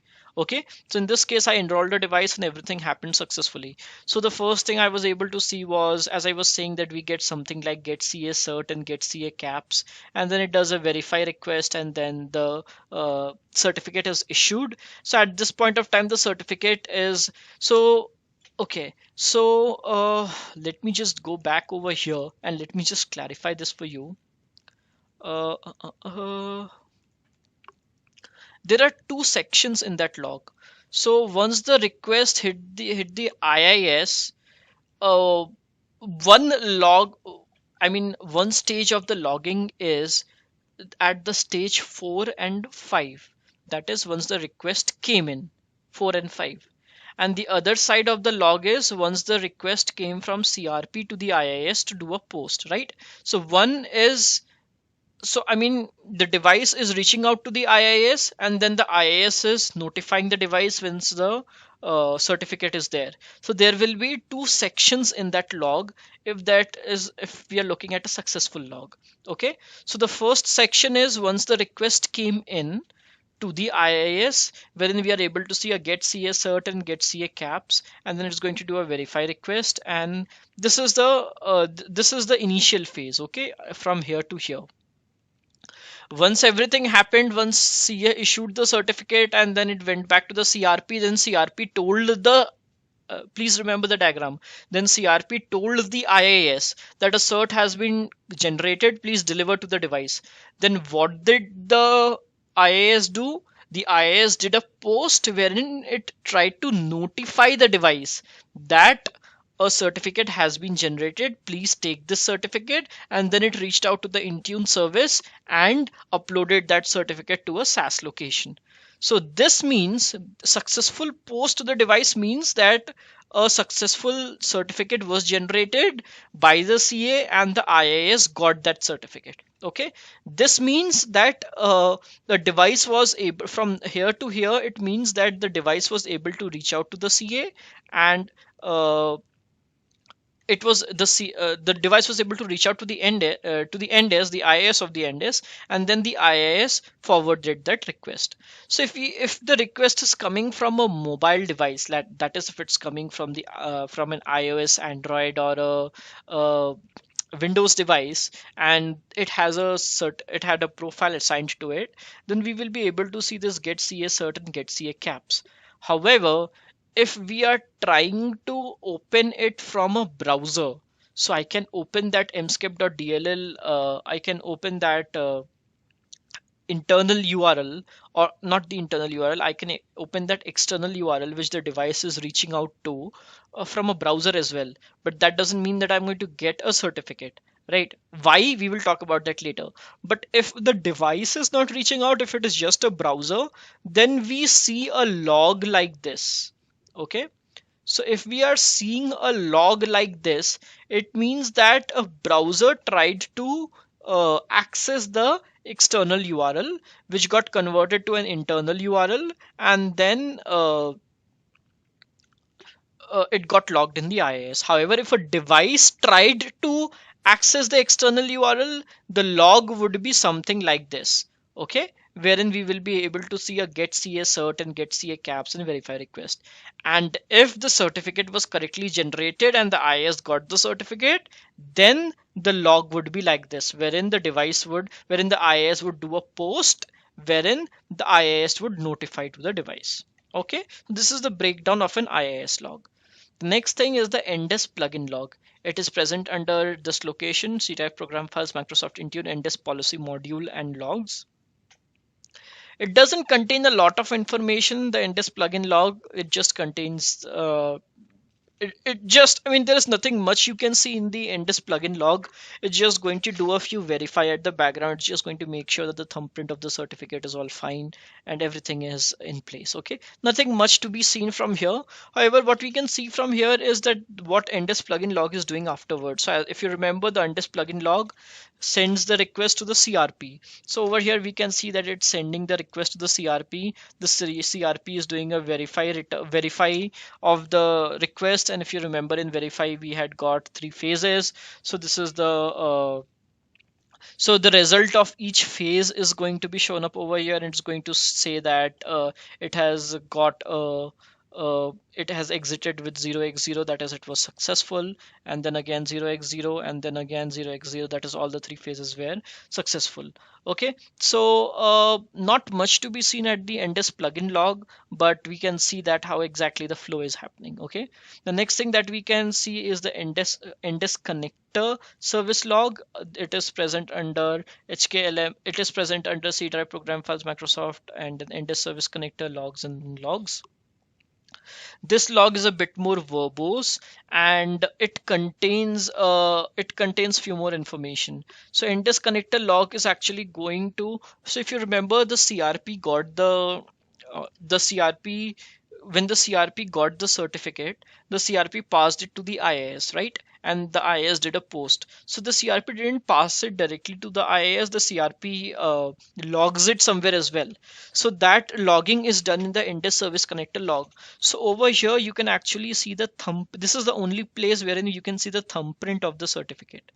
Okay, so let me show you guys the thumbprint of the certificate which was generated. Okay, so CA generated the some thumbprint of a certificate which is EFB1, and if I check this log, I'm able to see a certificate with EFB1. This is the only log which will log the thumbprint of the certificate. Obviously this gets logged after the CA has generated the certificate on its way back. So there are two ways, right? One is when it is going from 1 2 3 4 5 6, and the way back is when the CA has issued it. So this is logged when it is on the way back. When the CA has issued it, the CRP has got it, and it is getting logged in the NDES service connector, and then it will be logged in the IIS as a post. Okay, and then in the CRP log it will show the various phases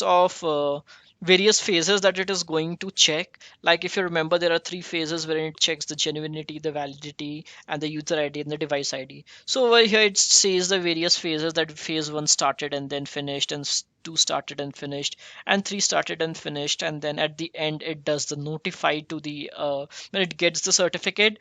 Between this and this, it will get logged in the NDES connector.svc log, wherein the thumbprint of the certificate is there. Once that is there, then it will do the notify, and then it will go to the IIS. IIS will do a post, it will drop the file, and it will in the IIS also, you can see that it is, once the file is dropped from here, the notify is finished from here, it gets it logs that post thing in the IIS, and then the certificate is uploaded in a SAS location. Okay. Now the company portal logs, nothing much to be seen in the company portal logs. I've extracted the company portal logs from an Android device. So what you need to go is in the Android device that you need to see the OMADM log underscore 0, which is the latest one. And then nothing much to be seen. So if you remember that we were able to see get CA caps and get CA certs in the IIS logs, right? So the device is sending this get CA caps and get CA certs. Okay, that is why we are able, when we are seeing the IIS logs, if you remember over here, we were able to see this get CA cert and get CA caps. So the device is sending from, as we just now saw in the company portal logs, the device is sending that get CA caps and get CA certs. Therefore, it is and it is hitting that IIS. Therefore, it is getting logged as get CA caps and get CA cert. When we are trying to access that external URL from a browser, it doesn't do a get CA caps and get CA cert. Therefore, this was a browser log, and then there are no get CA caps and get CA cert over here. Okay. So this is the company portal log. It will just do the get CA cert, get CA caps, and then show the it will show the thumbprint of the certificate and the certificate policy ID, which has been installed. Nothing much to be seen here. If we are able to check out all the logs until here, then this is actually going to show that there are some cases wherein the certificate reaches the device, but the certificate doesn't get installed on the device. For example, I was working on a case wherein the certificate was getting issued, but in case of a HoloLens, so HoloLens is just like a smart glass by Microsoft. So the certificate was getting issued, but the HoloLens was not installing it. That is something which we realized while looking at the company portal logs, that the CA issued it, all the logs were in place, but the company portal logs showed that the certificate was not getting installed. Okay, so company portal logs can show this. If we look at the thumbprint, this is how in case of Windows, we can open up the MMC and go to the personal store of the Windows, and then we can see the thumbprint of the certificate. In case of iOS, all we'll have to do is go to the settings, and then so this is a certificate that was delivered to the IIS. So what I first did was I went to the CA and I checked for that certificate. The thumbprint for that certificate was F1A1. Okay, then I went to that iOS device, clicked on settings, and then clicked on management profile. In the management profile, I was able to see two SCEP certificate. One is issued by MS Organization Access, which is issued when the device is enrolled, and the second was the SCEP certificate that I issued to the device, which is from my lab. Okay, I clicked on this. The common name was iOS. This was the common name because this is the user that was used to enroll the device. And when I scrolled down, I was able to see the thumbprint of the certificate, right? So this thumbprint of the certificate F1A1 matches with the thumbprint of the certificate, which I was able to see from the CA. Okay, the same thing for Android as well. And I enrolled an Android device, and then the Android device got a certificate. I went to the CA and checked the thumbprint was F828. Then I went to the settings and then searched for user credentials. I was able to see a certificate with F828. I clicked on it and I was able to see the complete thumbprint of the certificate. Okay, that's how we can track in case of iOS as well and Android. Once in case of Android or iOS or Windows, once that is done, the device reaches back to the portal. So if we click on that SCEP profile, and then if we go to device status, it is supposed to show as succeeded. So once the device gets the profile and the certificate from the CA, it reports as succeeded, and then we can know that everything was fine. Okay, so guys, now it's time for the interesting thing. Now we are going to do a demo, and as I promised, I don't have any setup done beforehand. I'm going to build an NDES server right in front of you guys, and then configure the CA and do everything that has been demonstrated in the deck.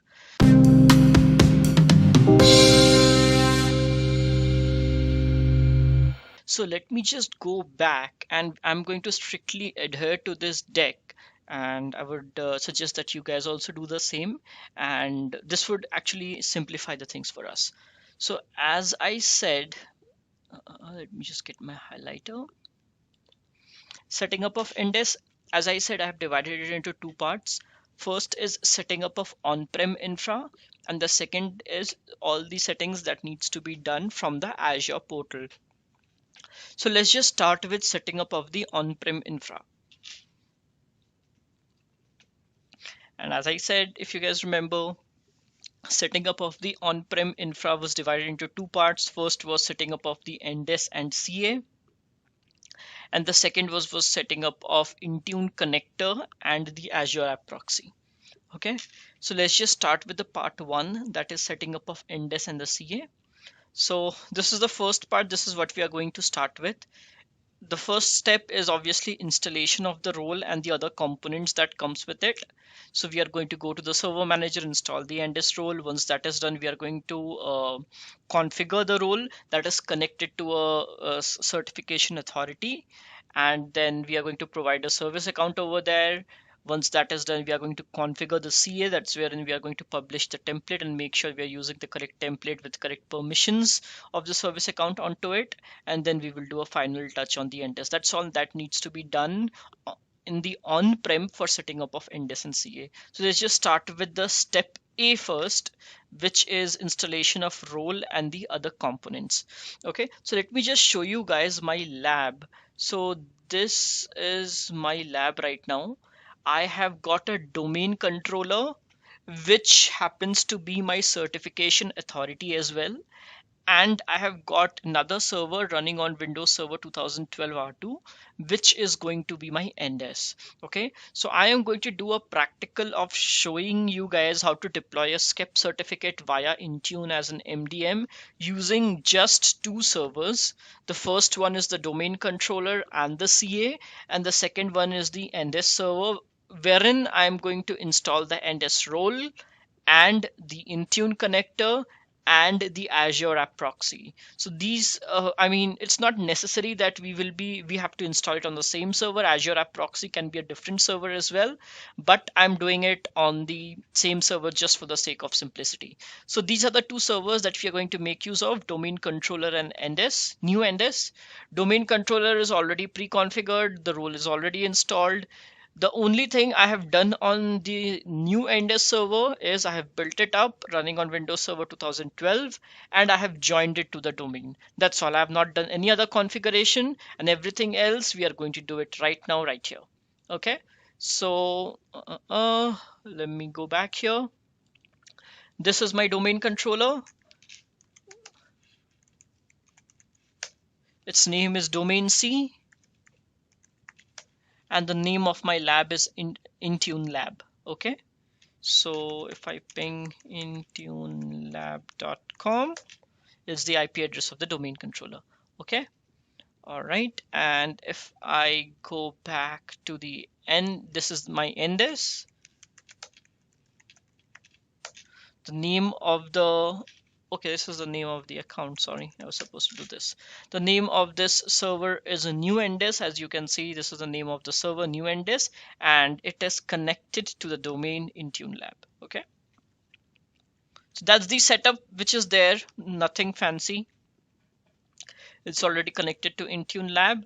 The only thing I've done over here is one more thing that I have done over here is I have added two NICs to this server. One is for internal communication, that is for the communication between the NDES and the domain controller, that is within the domain, and one is for the external communication, that is uh,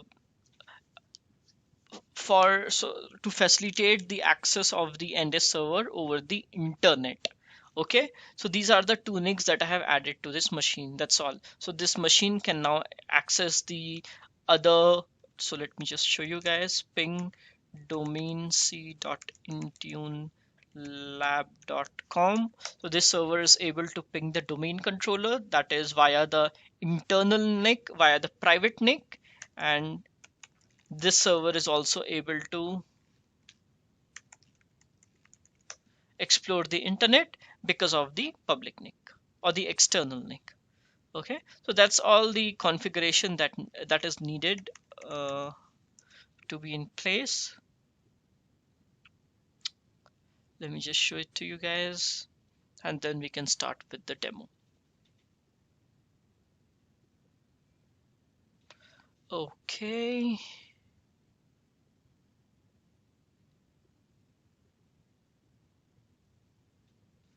All right, my internet seems to be a little slow.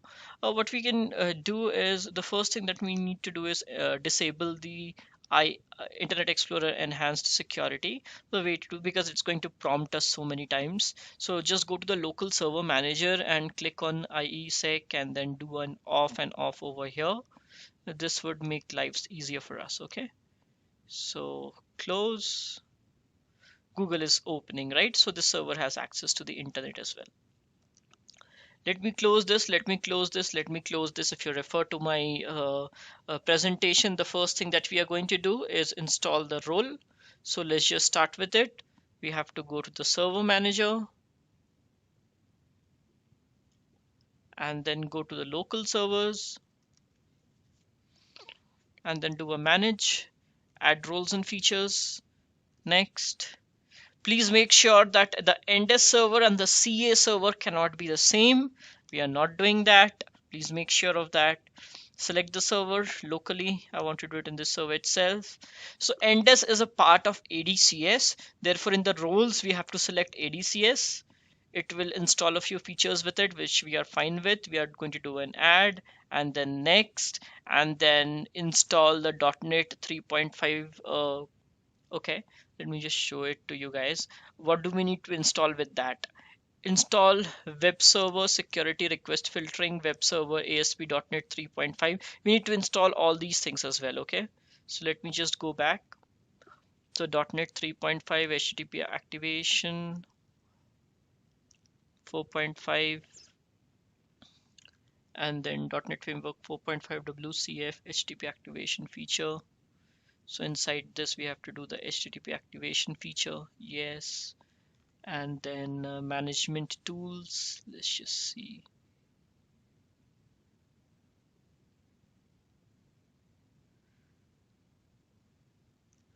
I think that is pretty much it in this page.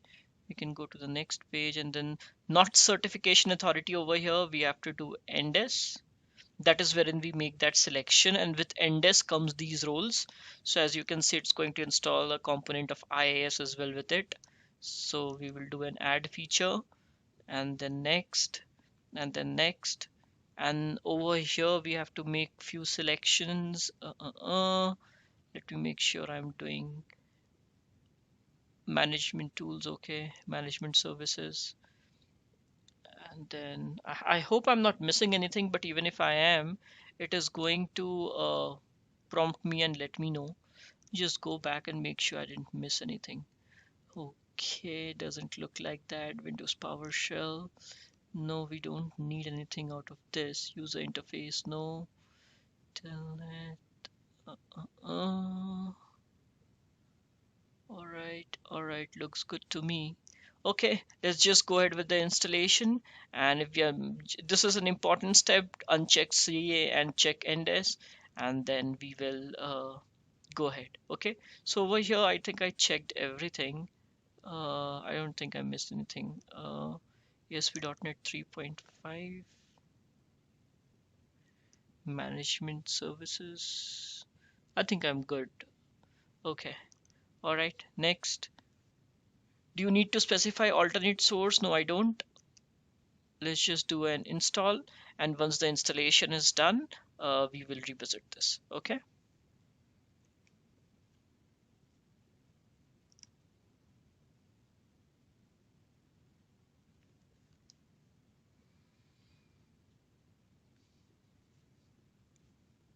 So guys, as you can see, the installation finally completed. It says that configuration required, installation succeeded. So I'm just going to do a close, and then I'm going to do a configure Active Directory certificate services. So I just clicked on that, and I'm just going to configure it. This is the service account that is going to be used. And one of the prerequisite is that this service account needs to be a part of the IIS user group. So I'm going to do open up computer management in this machine, and I'm going to add this user to the group. we can make use of the NDES service account. So this is my service account. So I'm just going into the groups and I'm going to IIS_I user. As you can see right now, nobody's a part of it. I want to add Greg S to it. Okay, okay. I can close this. I can continue over here. And then as you can see, everything is grayed out except NDES. So I selected on NDES and then I'm going to do a next. And then over here it says that select specify service account recommended. The account must be a member of the domain and must be a part of the IIS user group, so which already is. So I'm just going to add it here. Okay, I did a OK over here. It's going to check whether it's a part of the group or not, which it is. Therefore, it lets me continue. Now it's going to ask me to connect to a CA. I'm going to click on select over here. It automatically identifies that there is a CA with this name. This is the friendly name of the CA and this is the FQDN of the CA, domain C. As I said earlier, my domain controller is my CA. I'm going to click on OK and then a next. And then it's going to ask let me know about a RA information. Just keep this in mind that there is something called RA and I will explain later on what exactly this RA is. So once I install the NDES role, the NDES server gets 2 certificates from the CA, actually 3 certificates. The first 2 certificates that I'm talking about are RA certificates, and then it's going to get an SC online issuing certificate as well. But right now we are concerned on the RA certificate. Just keep this in mind that there is some information regarding RA that it was asking us during the configuration. We are just going to these are all optional information, so we can just skip this. Or maybe let's just try this in the company. Let's just try to put in everything about Intune. Okay. All right, let's just do a next. It's going to ask us for the cryptography. We are going to go ahead with the default, that is 2048. And then it's going to ask us for the confirmation. This is all the information that we provided. Before I do a OK, I just want to show you guys the registry of the server. So if we go to HKLM software, Microsoft, we cannot see any key with the name mskep inside over here. So right now what I did was I went to, let me just show it guys again, the local computer and then HKLM Microsoft cryptography, and then inside cryptography I went to I'm looking for something called mskep, but right now as you can see there is no key with the name mskep over here. Okay, once I install and configure the role, that key is going to get created, which proves my point that mskep.dll is activated once the NDES role is installed and configured. So let me just close this for now and let me just click on configure. So let this configuration happen, and once the configuration has happened, we will check that registry key again, and then we will do a post installation configuration on this machine. Okay. All right. Okay guys, I think the role should have been configured. Yes, there you go. It says now that ADCS has been successfully configured. If I click over here, I think it's a hyperlink. I'm not exactly sure. Yeah, it's a hyperlink. We don't need that. Okay, let me just close this. Let me just close this. It does not ask for an reboot, so I think we are good.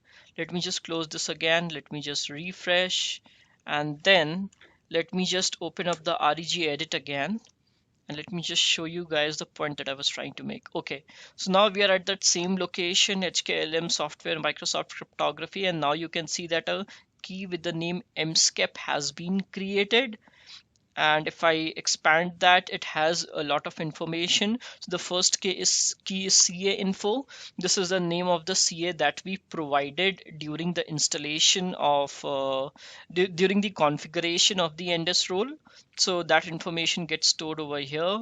CA type over here, the DWORD value becomes 1, And what else do we need to see over here? Not much information that we need to see other than the fact that the mskep.dll is activated. Now, if you guys remember, I told you during, if you refer to my initial diagram, in the NDES, we specify the name of the template which the NDES is going to use when it requests the CA and asks for a certificate on behalf of the user.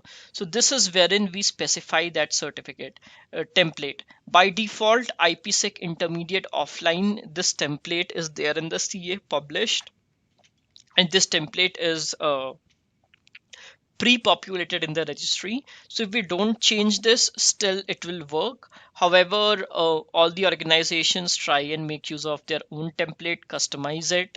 And if we were to do that, then this is wherein we will be making that change and entering the name of the certificate template that is going to be used.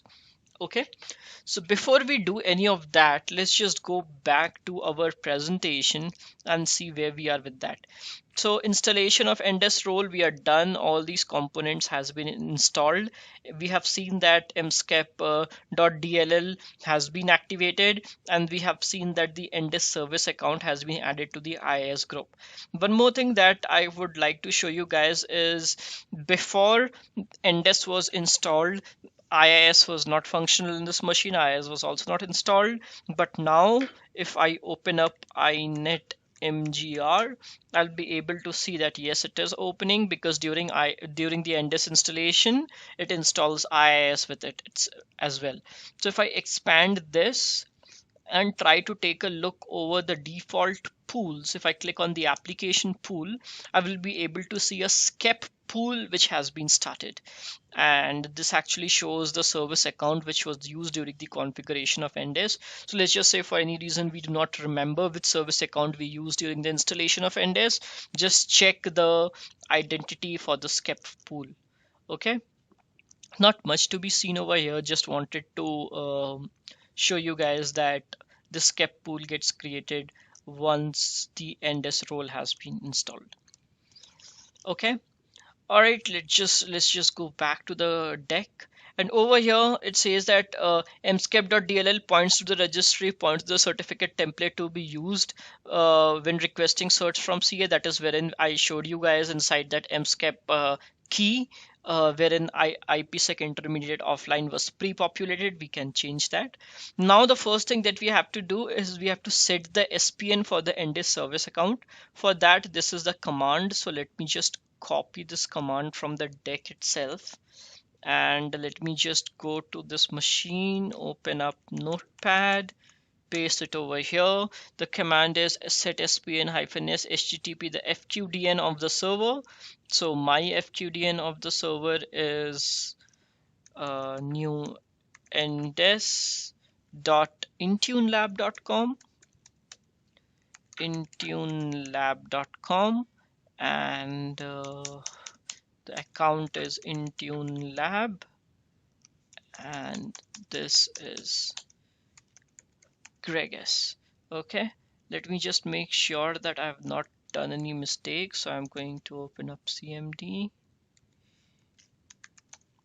Okay, and then do a ping to that. Yes, looks good. Just pinging the local machine and making sure that the name was correct. Now let me just set the SPN, paste, enter. Okay, I think I did some mistake, did I?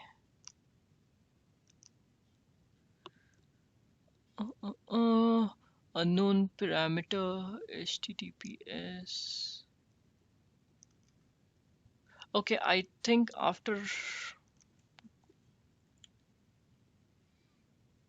let me just remove this and see if it's working. Nope, it's not. Let me see here. So guys, for some reason, I am not able to set the SPN, but then again, this is not a mandatory thing to be done. I'll look that up and I'll guys let you know. But I just don't want to waste any more time, so I just want to go to the MMC and show you guys the certificates that I was talking about. So I'm going to go to certificates, add computer account, next, finish, okay, and then I'm going to the personal store, and over here as you can see we are able to see two RA certificates. These certificates has been issued by my domain controller and issued to the NDES. And in the trusted store I have a root certificate which has been issued by the CA and issued to the CA. So when we install the NDES role, there are three certificates which actually come up. Two are over here. Two are over here, and the third one is over here.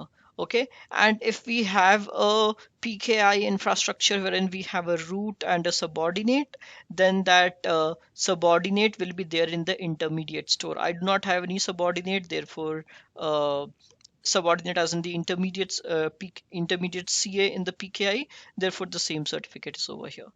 Okay, all right, so just wanted to show you guys that. So just come back over here. The RA certificate is there. This is not a mandate. For some reason, it's not getting set, but we can just skip that. Now let's just come back to the step B, that is configuring the role and the server. We already have done this. We already have done this. We already have done this and seen that mskep is activated. We already have seen the skep pool. We already have seen the identity. We already have seen this location. Okay. Now let's just come to the CA. This is what needs to be done in the CA. The first part is export the root certificate from the CA. So this is the command for exporting that. So I'm just copying it and I'm just going into the CA and I am going to open up command prompt as an administrator. Yes. And then I'm going to just paste this command, but before I paste it, let me just make sure I don't have a certificate already. I exported this before. I'm just deleting that. Continue. Okay, and now I'm going to paste this command and do an enter. It's going to export a certificate. This is the root certificate. This is a certificate which the CA issues to the CA. Okay, this is needed for chain building. So over here it says that certutil command was completed successfully, and this is the root certificate. I'm just going to copy it and I'm just going to paste it to my desktop. Already have one, so let me just delete this and let me just paste the new one over here. Okay, all right. Let's just now go back to the presentation. It now says that duplicate a template for issuance of certificate from the user computer and configure the attributes. So over here it's talking about duplicating a template and creating a new template. This is the new template which the NDES is going to use while requesting for a certificate on behalf of the user, and this is the same certificate template which we have to mention in this location of the registry. So if you remember, we had IPsec intermediate offline. This will be updated by the new template which we are going to create in the CA. So let's just go back over here and let me just close this and then do a CLS and then MMC, and then let me just add the certificate templates here and then OK. Now guys, I'm going to create a new certificate template. Okay, so if I click over here, these are all the certificate templates that are present beforehand. I have to do a I have to manage this. Okay, so for that I have to open up the certification authority, local computer, finish, and then OK.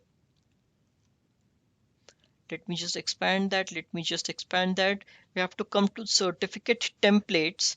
If we want to view the templates, then we have to add the certificate template option. But right now we are not viewing the existing template. We have to create a new template. Therefore, I added the certification authority. These are all the templates that are published right now. So I'll right click on this and do a manage. And then I will go to the user template and then I will duplicate it. Okay, so this is a new template that has been created, and by duplicating the existing template, if I go to general, it says copy of user. I am going to change this and name this as demo lab NS. Okay, let me just copy this, go to notepad and paste this over here. Okay, this is the name of my template. I didn't put in any space over here because it looks neater that way. In the Okay, so now that we have created the template, now we will have to configure this template. So first thing that we need to do is we need to go into the extensions tab, and then we need to go into application policies. So and then over there, the client authentication EKU should be there, because this certificate is going to issue a certificate. This certificate template is going to issue a certificate, and we want to make sure that that certificate has the client authentication EKU. So the certificate from this template will have that EKU only if this certificate template has that EKU, right? Goes without saying. So therefore, the client authentication EKU is there, which is good. And then the next thing we need to check is we need to go into the uh, extensions tab, key usage, and then this is only to be done in case if we are deploying it to an iOS device. This needs to be unchecked if we are deploying certificates using this template to iOS or Mac device. So in this case, it is unchecked by default, so that is fine. And then we have to uncheck the uh, allow private key to be exportable. We have to uncheck that, and we have to check the supply in request. So I did a OK over there. Server name, not to do anything. Issue, not to do anything. uh, uh, uh. In the security, we will have to add the service account. So the service account is already added in the security. If it is not, then we will have to manually add it and provide it a read, write, and enroll permission. Okay, only in that case it will be able to enroll certificates. So I just added that right now, and let me see what else needs to be done. Subject name is fine, server fine, this is fine, compatibility, general, request handling, allow private key to be exported has to be unchecked, because in case of skep, the private key does not travel because the private key is not exportable. Okay, and what else? Let me see here. Cryptography is looks fine to me. Yeah, cryptography is fine, key attestation is fine. Okay, the only other thing that you might consider doing is changing the validity period. I'm fine with 1 year of validity. If you want to change that, be my guest, do that. So demo lab NDES is the name of my template. So I'm fine with that. I'm just going to check one more time the security and make sure that the service account is there with enroll permission, and then I'm going to click on apply and OK. So demo lab NDES has now been added. All now that needs to be done is we need to publish this certificate template. Okay, so I'm just going to minimize this, go back over here, and then new, and then certificate template to issue. Okay, this is how we publish a certificate. So first we duplicated the certificate template. Now we are going to publish that certificate template. So once a certificate template has been created, it won't have that authority of issuing a certificate unless and until it is published. So right now I am going to publish that. I am just looking for the my certificate template over here, and this is the one, demo lab NDES. I'm just going to do an OK. Now let me just close everything and show you guys that I was able to do it. No, let me just open up MMC again, and now let me just add the certificate template again and do a OK. If I expand this and click on this, Now I should be able to see demo lab NDES. These are all the published certificate templates that are present. Okay. So we were able to publish the certificate as well, publish the certificate template as well. Okay, I think that's all we needed to do from the certification authority. So we did this, we have done all this, we have examined the validity period, subject name, all done, configure the CA. Okay, this is something which we need to run. We need to configure the CA for the validity period. So for that, we need to run this command in the CA. So I just copied this. I am just going into the CA now, and then I am going to open up the CMD, right click, run as an administrator. Yes, just paste it here and then an enter. Nothing much needs to be done.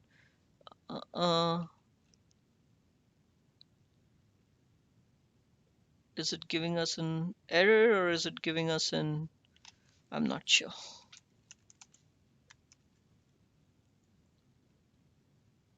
I think I have already configured it in this because I already had a working NDES lab. Therefore, I already ran this command once.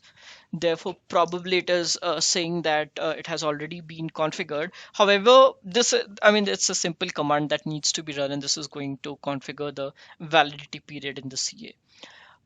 Okay, all right. Let's just see what's next.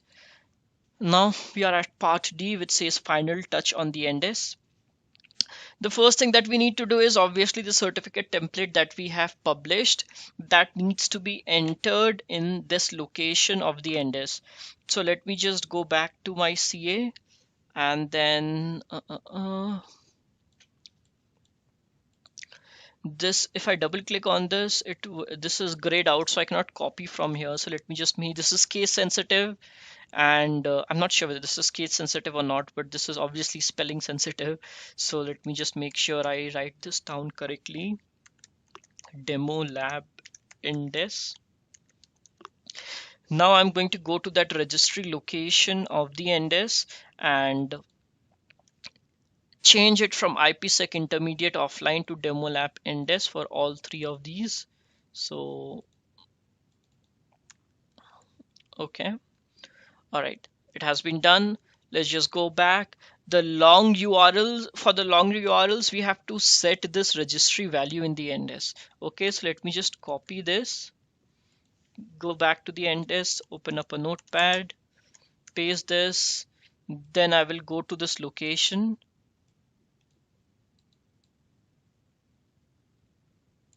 So HKLM system current control set. So HKLM system current control set, services, HTTP parameters, HTTP parameters, and inside this I have to make two dword value. One is max field length. So I'm just copying this, right click, new dword value 32-bit. I'm calling it maxed field length. And the other one is max request bytes. Okay, just copying this again, right click, dword value, max request bytes, and the value for both of them is going to be this. So I just copied that, double click, decimal, this is the value. Okay, decimal, this is the value. Okay, all right, that's all needed to be done over here. Now we have to request for a certificate from the NDES. I mean, now the NDES is going to request for a certificate. If you remember the initial diagram which I showed you guys, the NDES can actually request for two certificates. One is going to be the server auth and the other is going to be the client auth. Or it can just request for one certificate, which is going to be server auth as well as client auth, right? So right now I'm going to request for only one certificate, which is going to have both the attributes. So the way to do that is I'm going to open up the MMC over here in the NDES. I'm going to do a yes, Control M, certificates, add computer store, next, finish. Okay. And then in the personal store, I'm going to right click, request new certificate. That is what I'm going to do, and I'm going to do a next and then next, and then it is going to ask me that which template I want to use while requesting for a uh, certificate.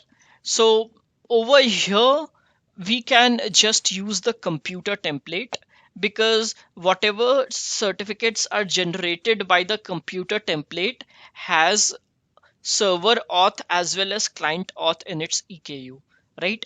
Or if you want, you can use any other template. If you want, you can generate two certificates from here, one server auth and one client auth, both are fine. So I'm just going to do an enroll, and then I'm waiting for that certificate to be issued.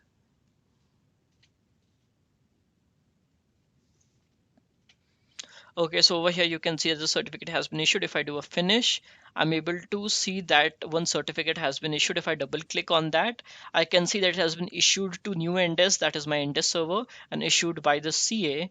If I maximize this and if I expand the intended purpose, I can see server auth and client auth. Okay, if I go to my CA now, and if I oh, sorry. If I cancel this, cancel this, cancel this, if I do a control M, and if I do a certification authority add, and then finish, and then OK, and if I take a look over the issued certificates, I can see that a certificate has been issued. This is the certificate that has been issued, right? So I'm just double clicking on that, and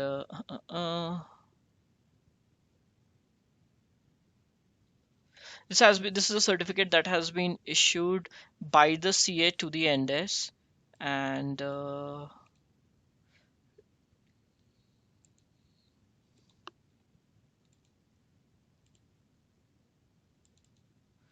let me just check here.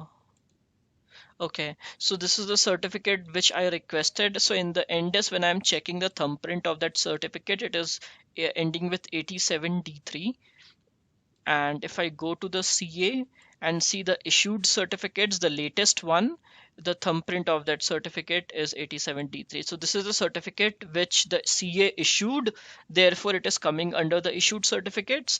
And this is the same certificate which the NDES got, therefore it is coming under the personal store of the certificates. Okay, so now that I have received this certificate, the server auth of the server auth certificate is going to be bound to the IIS, and the client auth is going to be bound to the NDES connector. Okay, make sure we are not confusing between the two. In this case, it's the same certificate, therefore the same certificate is going to be used in both the places. So now I'm going to bind it. So I'm going to open up inet mgr, and then I am going to expand this. I'm just going to do a no. I'm just going to click on sites. I'm just going to click on default sites and then going to bindings. I'm going to add a new binding, and I'm going to add an HTTPS binding. Hostname is not mandatory. I'm going to select the new SSL certificate which I just now requested. If guys, there are a lot of certificate which all the certificates which this server has requested from the CA is going to show up over here. Okay, so let's just say that I just now requested a new certificate, but I don't remember but I'm not able to figure out from here which certificate to bind. So what I'll do is just click on the certificate which you suspect might be the one, and then do a view, and then go to details, and then take a look over the thumbprint. So this thumbprint should match with the thumbprint of the certificate which we saw at the back, which the CA has received. And then I'm going to do a OK, and then close. Okay, so that certificate which we bound over there to port 443, that certificate should be this one which we just now got, and we can confirm that with matching the thumbprint.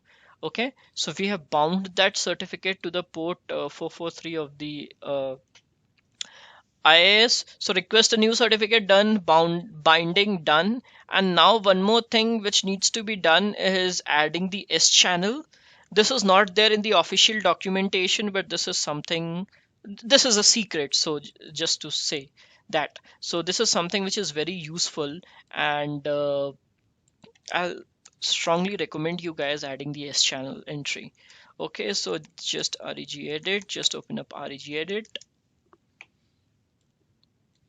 and then I'm going to go to HKLM system current control set, HKLM system current control set, and then control security providers. So just minimize that control, and then security providers, and then S channel, and inside S channel we have to create these two. So the first thing that I'm going to create, these two are dword values. So this is the first one that I'm going to create. Right click, new, dword value, and the second one that I'm going to create is this. It's not there in the official documentation, but this is something which I found out, and I suggest you guys doing this. Okay, so the value is 0, that's fine, and the client auth trusted mode, the value has to be 2. Okay, all right. Okay, S channel has been set. Now let's see what's next.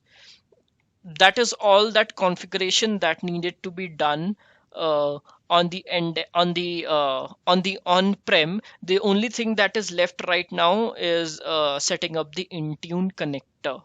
Okay, so let me just go back over here. I have done a lot of changes in the server. I have done a lot of editing in the registry. I have installed a component as well. So now what I'm going to do is I'm going to initiate a reboot of this machine. So let me just do that.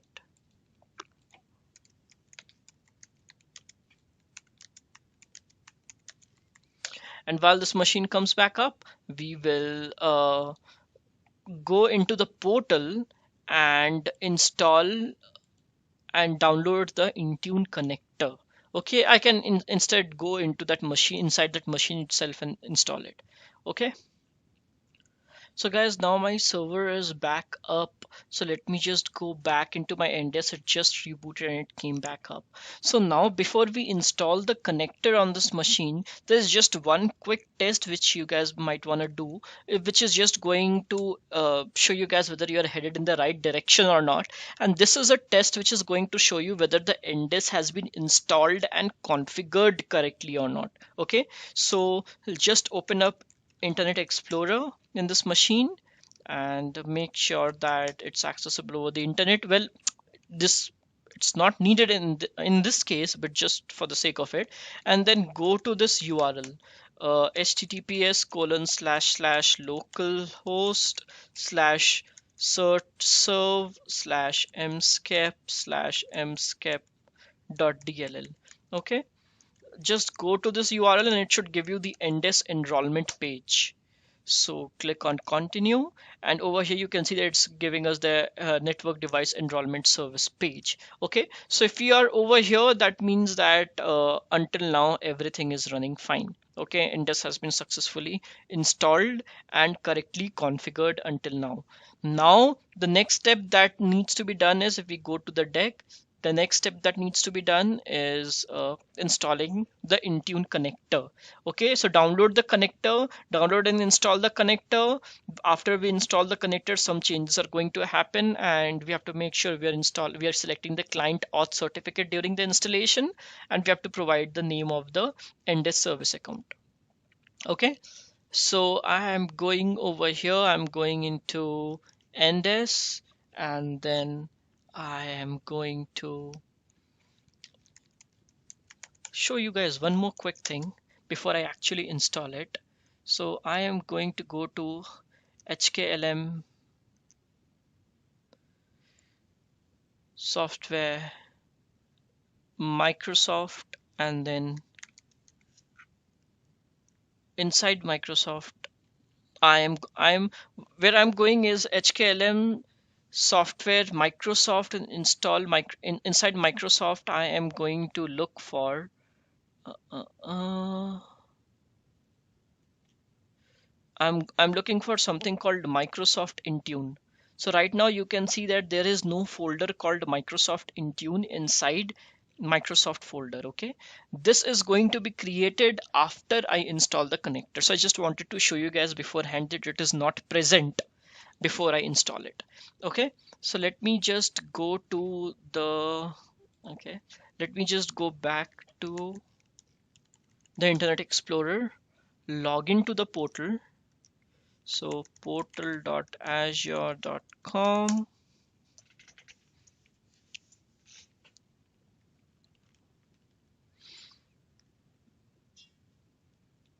I'm waiting for the page to load up. Once it loads up, I'm going to log into the portal and install and download the connector from there, and then install the connector on this machine.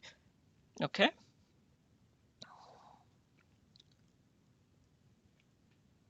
All right. My internet is a tad bit slow, guys, so please bear with me here.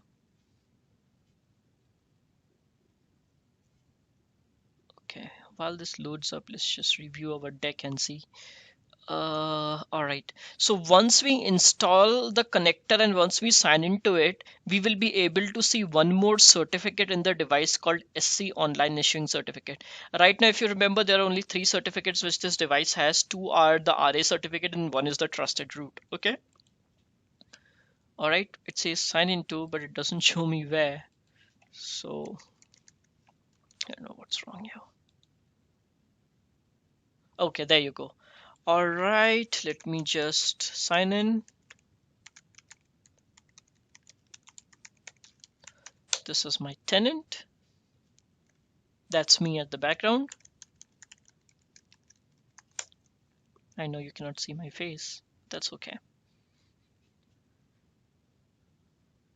Not for the site. I'm going to go into Microsoft Intune. This is from wherein we download and install the connector. Okay, so we will go into the Microsoft Intune Blade, and once it opens up, we are going to go into device configuration, and from there we are going to install the connector. It's from the same place where we would be installing the connector in case of PKCS as well. The connector is the same, just during the installation we make that determination of whether it's going to be used as an whether it's going to be used for PKCS or whether it's going to be used for SCEP. So for some reason it says that, okay, no issues. Let me just go to my base machine, and from here, let me just download it. For some reason, my IE is running at a very old version, so it doesn't let me continue. So I'm back into my Intune portal over here, and I am going to go into device configuration, and then I am going to click on certificate connectors. This is from wherein we are going to install the connector, and once the connector is installed, it shows as active over here.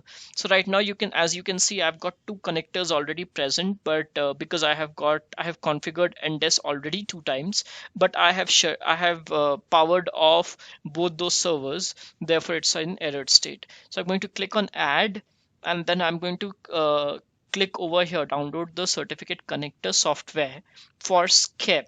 Okay, for PKCS 12 and for PFX, there are another links for the connector, but the connector is the same.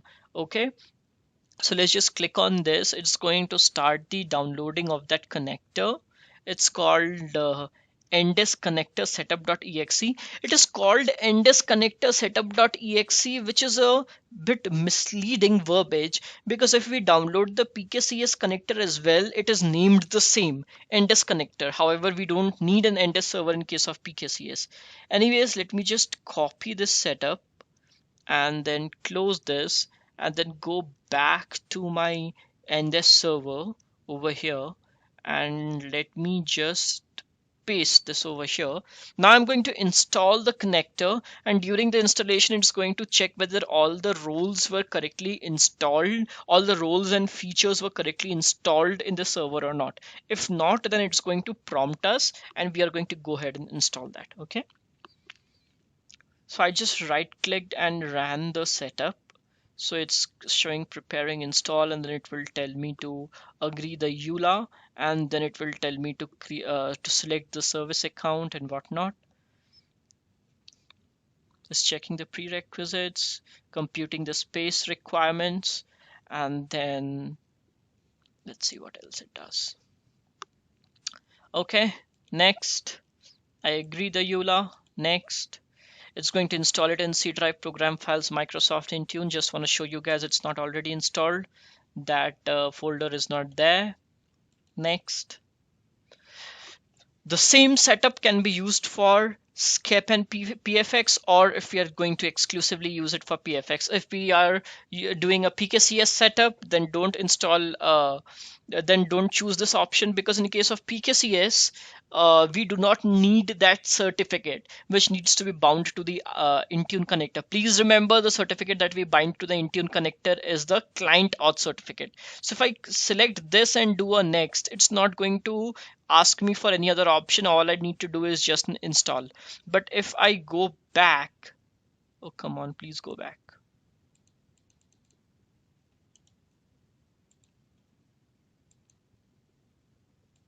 Why is it not going back?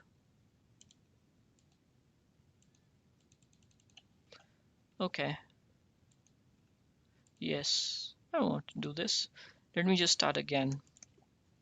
For some reason, it was not going back after clicking on PKCS. So I'm just starting again. Let me just make sure there is no Microsoft Intune folder. Okay. Let me just do a refresh again. And this time we are going to rightly select the SCEP option and not PKCS. And you will see the difference. When we select the SCEP option, it is going to ask us for a certificate which we need to bind. And if we don't do that, it won't let us go through. So that's the difference. And if I do a next over here, we are selecting the first one. It's going to ask us for a certificate. The certificate must have client authentication EKU. Okay, as I've already said so many times, the certificate needs to have a client auth. In this case, we're using the same certificate for IIS and NDES connector, which has the client auth and the server auth. Again, if you have two certificates, go to the MMC, check the thumbprint, and make sure you're selecting the correct certificate. I have just the one. If I click over here and do a details, I can see the thumbprint of this certificate. Okay, make sure you're selecting the correct certificate. Okay, this is incumbent. So I'm selecting the correct certificate. Issuer is this CA, issued to is NDES. I do a OK over here, and then I'm going to click on next, review the information, and then next again, and then install. Now it's just going to do that prereq check and make sure that all the features were correctly installed. If not, then it's just going to fail, and it's just going to show us the name of the feature which we missed. More often than not, I actually miss some or the other, so my fingers are crossed. And in case we do miss something, I will go back and install it again from the server manager. Okay.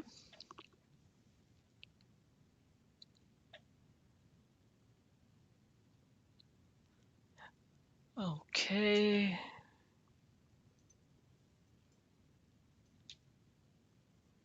The setup doesn't take a lot of time, so it is like fairly quick. So over here, as you can see that it didn't go ahead because it says that Microsoft Intune connector requires IIS 6 WMI and compatibility components of IIS. So let me just do this. Let me just open up the server manager again and install that.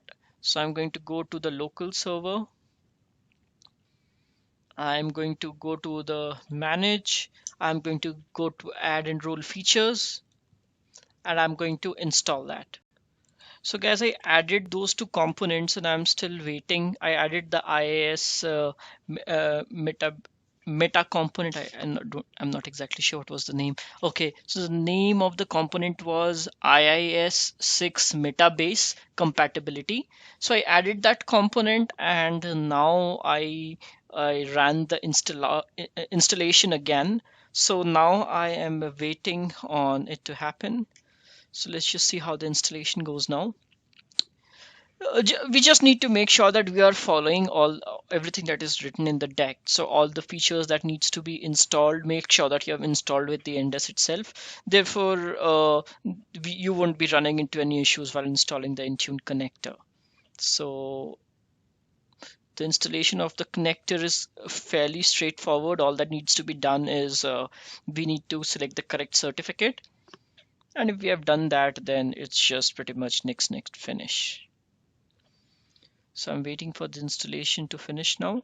And once that's done, let's just go back to the deck and see that what follows. So once we have already selected the client certificate and NDES service account was provided, once the installation is done, I'm going to show you that a CRP pool is created and an SC online issuing certificate has been generated, which gets renewed every 1 year. And then I'm going to show you that this key is created in the registry, which I was searching for earlier. If you guys remember, HKLM software, Microsoft, inside that a Microsoft Intune key would be created. So right now I'm waiting on the installation to happen. Once the installation does happen, I will be showing you those two things. Also, one more thing, once the connector is installed, we have to log into the connector, and that user needs to be an Intune admin or a global admin in the portal. Just make sure that the user is not having both the roles. This is what I would suggest, because I have seen some strange issues while logging into Intune connector. First is I saw an issue wherein we were not able to log into the connector and the user had both the roles assigned. We removed one role and everything was fine. The second issue which I saw was we had two users. The first user was having just one role assigned and an EMS license assigned. The user was, when logging in, it was not getting active in, it was not showing active in the portal. The connector was not showing active in the portal, and that user was an on-prem user which was synced to the cloud. However, once I logged in with a user which was a cloud only user having only one role assigned to it and an EMS license, everything went fine. So the preference is using a cloud only user with only one license assigned to it and with only one role assigned to it and an EMS license. If you don't have that, get that. That's the first priority. Otherwise, you can try and play along with other accounts as well. But the account that I'm using right now is a cloud only user, not synced from the on-prem, and has a EMS license assigned to it and is an Intune admin. So I'm waiting for the installation to finish now. And once the installation is finished, I will show you guys the rest of the things. Okay. Okay guys, so I think it has been about 5 to 10 minutes, so the installation should have been completed by now. Yeah, and there you go. The installation completed. I just installed those IIS Meta components and Metabase components, and the installation was completed. Before you click on finish, click on this launch Intune connector and then do a finish, which would open up the UI. And now you can see the UI is open. There is just two things that needs to be configured unless you're using a proxy. So if you're using a proxy, you'll have to provide the proxy information here. I am not using any proxy, so I'm just going to go to the advanced settings and then provide the service account over here. So my service account is Intune lab slash Greges and its password. Come on. You can end up choosing a computer account as well. If you do that, then this computer account, that is this new NDES computer account, should have access on the certificate template. The CA accounts were saved. Now let's just go back to the enrollment tab and do a sign in. This is wherein we establish that tunnel between the NS server and the Intune service. So I'll have to log in over here. This is the account that I was talking about. Make sure it has only one role assigned to it. It should be a cloud only user with an EMS license. So I'm waiting for the page to open up and then I'm going to sign into it. Once I sign in, an entry is going to be created in the Intune service, my tenant, and then it is going to show up active over there.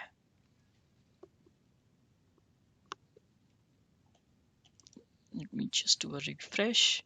Make sure that your NDES server has obviously connectivity to the internet, only then it's going to show up.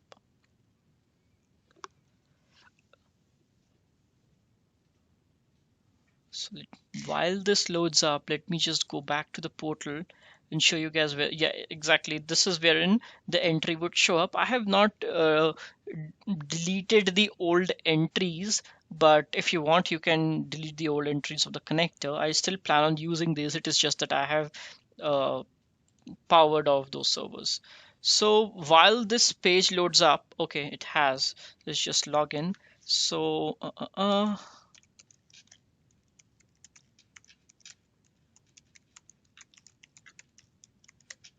okay, the password. Okay, and it is supposed to give you a successfully enrolled message. If that message is not coming, then that's an indication that it didn't go through fine. So over here, look out for that successfully enrolled message, because I have done this many a times, and if that whenever successfully enrolled message is not coming, it suggests that something went wrong during the installation. So please make sure that you're able to see that successfully enrolled message after you sign in. So I am waiting for that message to show up, which would actually show that whether the installation, yeah, there you go. This is the one I'm talking about. If it is showing successfully enrolled, that means that things were fine. I'm just going to click on apply, and I didn't enter anything proxy. For proxy, I'm going to close this. Just remember, guys, that in case you want to open that up again, then the location of that UI is program files, Microsoft Intune, NDES connector UI, and then NDES connector UI. If you open this, if for any reason you need to change the service account or do any changes, this is how you would be opening it up. Okay. So now let me just show you guys the two changes that were made to this server after the Intune connector was installed. The first is in IIS. So let me just open up IIS, and then a new pool would be created in the IIS. So if I expand this, if I go to application pool, so installing the Intune connector installs two components onto this device. First is the NDES plugin, and the second is CRP. So if I expand this, you can see that a new pool is created called Microsoft Intune CRP service pool. That's the first thing that we need to that we would be seeing. And the second thing that we can see is in the registry. So let me just show you guys that folder that gets created. So if I go over here and if I look for something called there should be a, let me just do a refresh, and then let me just look for, yeah, this is the one I'm looking for. So earlier, before the installation, I showed you guys that inside HKLM software Microsoft, there was no folder called Microsoft Intune, but now there is a folder called Microsoft Intune. This is created once we install the plugin. And if I expand this, it shows that there are two components installed. One is CRP and NDES connector. So if I click on CRP, it shows that certificate registration SVC is the service path. And if I click on NDES connector, it shows a bunch of information. It shows where exactly it was installed, the location. Now, if I go back to cryptography, and if I go back to MSCAP, and then over here I can actually see another folder created called modules.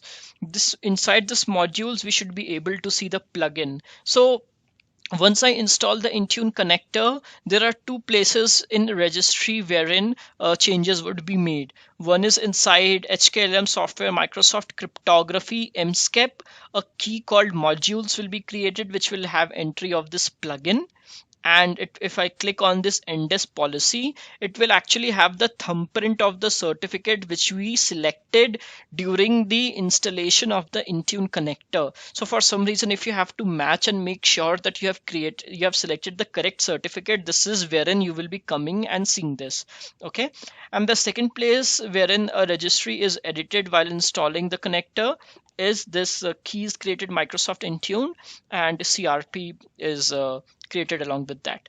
So once this is done, once the connector is installed, the next thing that we need to do is we need to reboot this machine. So let me just open up command prompt and let me just initiate a reboot, and then we will go back into the portal and see from there. So shutdown space /r space /f/t space 00. Oops.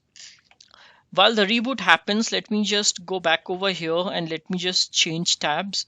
And over here, you will be able to see that an active connection is created. This is the one which I just now established. So if I go back over here, we have done all these things. Yeah, the one thing that I haven't showed you guys is the SC online issuing certificate. I will show it to you guys once the server is back up and accessible. So as you can see, we have done most of these steps. The next step is rebooting the server.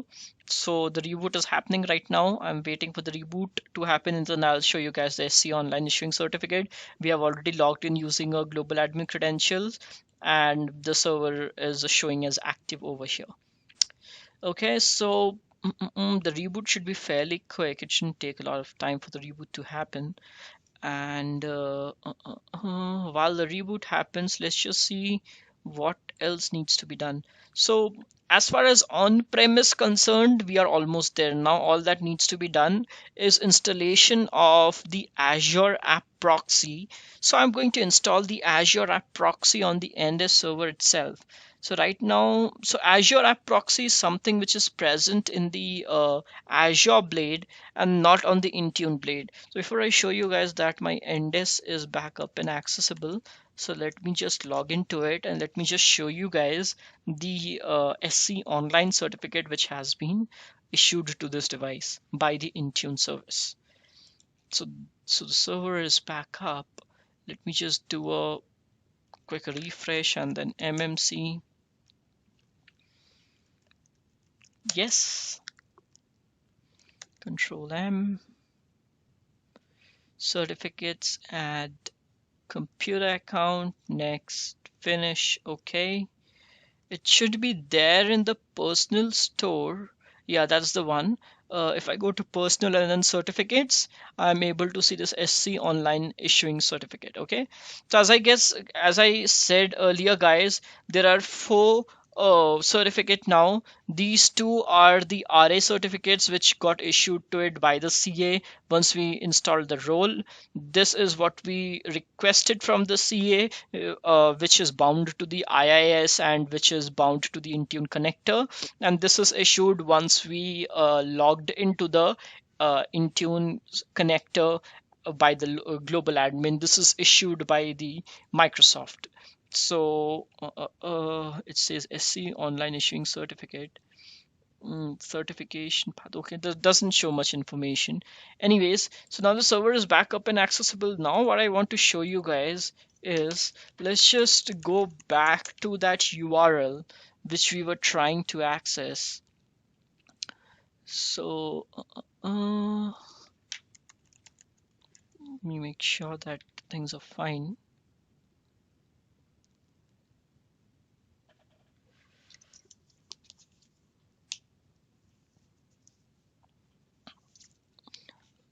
Okay, now let's just go back to that URL.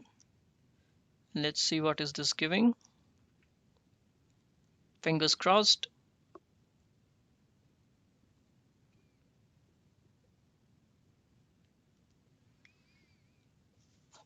It is supposed to give us a 403 forbidden.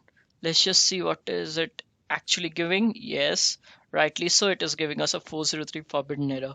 Why does it give this 403 forbidden error? I will explain that later. But before, when we were accessing this URL, it was giving us that NDES enrollment page. After the Intune connector is installed, it gives us this 403 forbidden error, right? So if you see my deck, it also says that reboot the server and then check for the 403 error internally, which we are able to see right now. Okay, so now let me just go back to the portal and just show you guys how and where exactly to install the Azure App Proxy. So I'm going to go to Azure Active Directory and then I'm going to go into the application proxy. I think I already have an application proxy set up. I have two of them set up. Probably I can remove this one. I don't need this one. I don't think this is from wherein we remove it. Anyways, let me just download a connector from here. And then I'm going to install it. You can install it on the same server. This is needed. I mean, I will just refer back to the diagram and then show you guys why exactly I'm doing this. But if you remember the diagram, Azure App Proxy is something which needs to be, which maps the internal URL with the external URL. So right now we have created the internal URL, and internal URL is giving us a 403 forbidden error. Okay, now the external URL will be mapped to this internal URL because this URL is only accessible on the intranet. So for this to be accessible on the internet, we need something called an Azure App Proxy. So the Azure App Proxy has been installed. I'm going to go to show folder, do a copy, come over here, paste. So while the installation goes on, let me just show you, tell you guys why is it giving us a 403 forbidden error and why this means that everything is fine. So if you closely look at this URL, this URL is actually pointing to the mskep.dll, and this DLL is actually responsible in the NDES server for processing of the certificates. So this DLL actually processes the certificate and goes to the CA and does all the requesting of the certificate.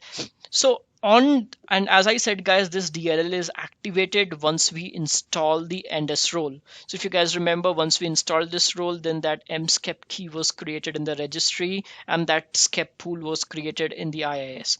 So in long story short, this DLL is responsible for processing of the certificates.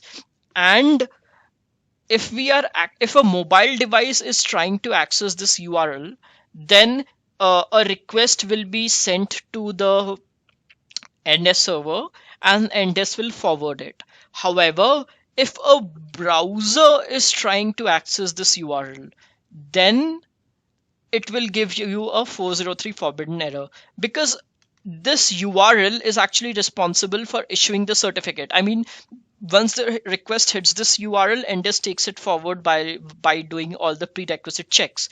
But this URL is actually not supposed to be accessed over a browser protocol. It is only supposed to be accessed by a mobile device by some another kind, let's just call it some another kind of protocol, but not using a browser protocol. So if we are trying to access it via a browser protocol, it's going to give us a 403 forbidden error, which says that you do not have permission to view this page or directory, but this page and directory exists. If you get any other error like 403.7, 404, 500 or something like that, that means that there is something else that is going wrong.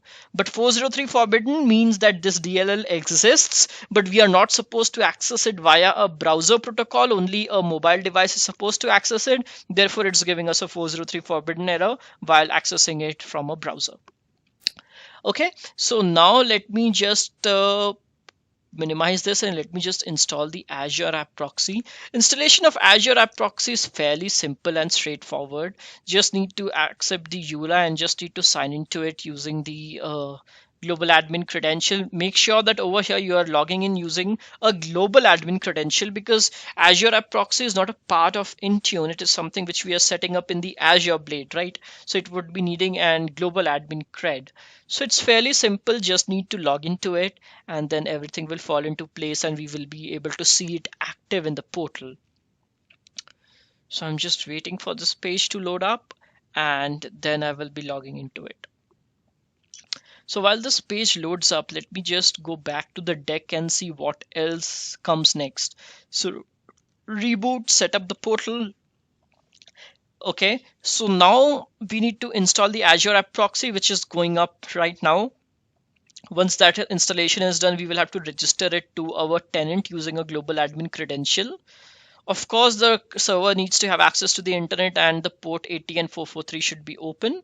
And once the installation of Azure App Proxy is done, this service is created, okay, which I will show you guys. After that, this is something which needs to be done at the portal end.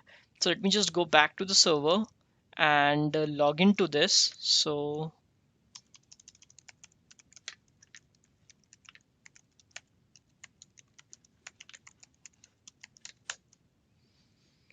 okay, nope, yes.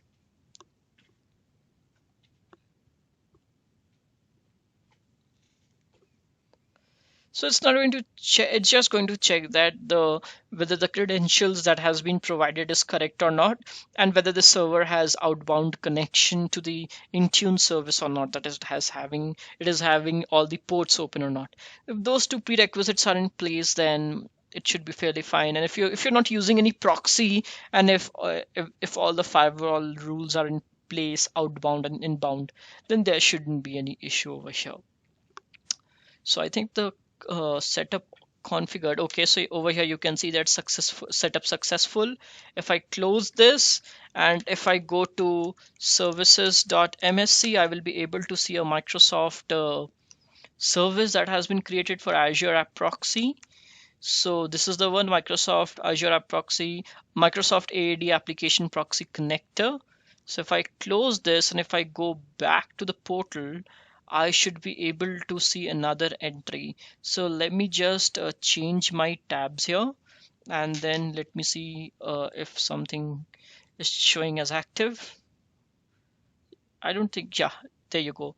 It doesn't take a lot of time, it is fairly quick. So now it is showing up as new NDES intunelab.com is showing up as active. These are my other two proxies. I haven't deleted them. Uh,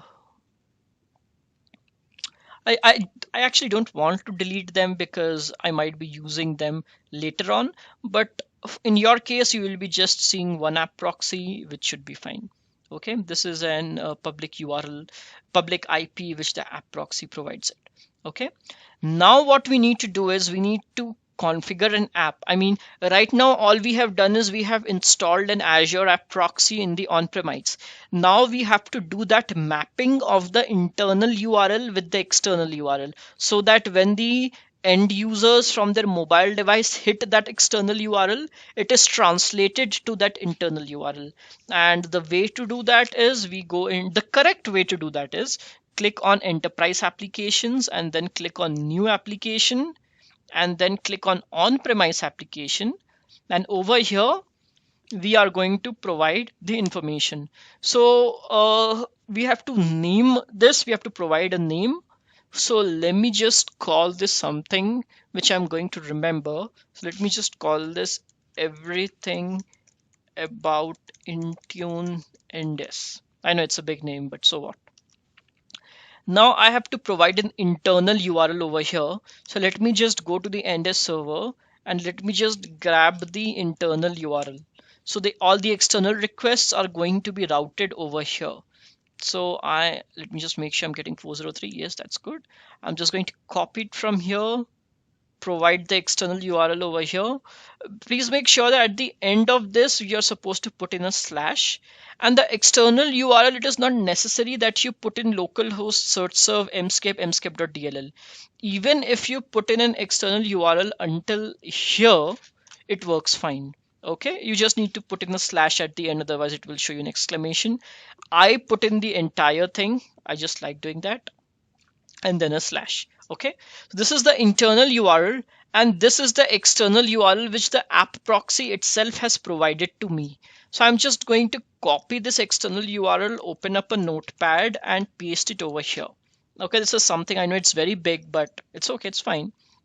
The only thing that we need to change here is the pre-authentication has to be set to pass through, meaning that whenever anybody is trying to access this external URL, he does not need to get authenticated. We don't want anybody to get authenticated while accessing this URL, right? Authentication would be taken care of at the later levels. It will be taken care of by whatever comes next. But I don't want any authentication to be done while accessing this URL. Therefore, I'm going to change it. I'm going to change the pre-authentication to pass through. We can create connected groups also. Right now, I have not created any, so it's going to default it's going to use the default one, and then I am going to click on add. Make sure that you are making a note of the external URL, because this is the URL which we have to provide in our SCEP profile, because when the SCEP profile reaches the device will be hitting this external URL, which will be translated to the internal by the Azure App Proxy, and then everything will follow. Okay, so while this happens, it takes a couple of minutes for this to happen. Let me just go back to my diagram. I want to go to this diagram over and over again so that we actually know what we are talking about. Intune service all set, mobile device, I will enroll it. This mapping has been created by Azure App Proxy. We just did that. NDES all set. IIS is there. We have seen that. Plugin is there. We have seen that. CRP is there. We have seen that. So it has connected to the certification authority. We have seen that. Certificate template has been created. We have seen that. In the MSCEP location, we have put in the value of the certificate template which has been published. We have seen that. So everything looks good as of now. All that needs to be done is we need to create a profile from the Intune service and enroll a device, and we just need to push that profile, and then everything should be fine. So let me just go to my deck again, and let me just see if I'm missing anything. So setting up the Azure App Proxy Enterprise application, we have to provide the name which we have, internal URL which we have, external URL which we have, create and deploy a SCEP profile. So we are pretty much there. See, it just got created. And if I go into the properties, it is going to show me the name, it is going to show me the URL again. So just in case you missed the URL, you can copy it from here and paste it over here. So this URL, when we are trying to access it, should also give us the 403 forbidden error. Why? Because this URL, this external URL, is translating to the internal one. So if the internal one is giving us a 403 forbidden, the external should also give us a 403 forbidden error. So let's just see if it is giving us or not. If not, then it is an app proxy related issue which needs to be fixed. If it is, then this app proxy URL can be used in the SCEP profile. So it is still waiting. It's taking an awful amount of time, but okay, let's just hold on to our horses and wait for it to happen, and then see if it is giving us the correct error or not. For this to work, the app proxy should be, wherever the Azure App Proxy is installed should be online. For some reason, it gave me a gateway timeout error. Gateway timeout error means that whatever is there in the app proxy is not functional. That's what the gateway timeout error means. So let me just go over here, go to services.msc.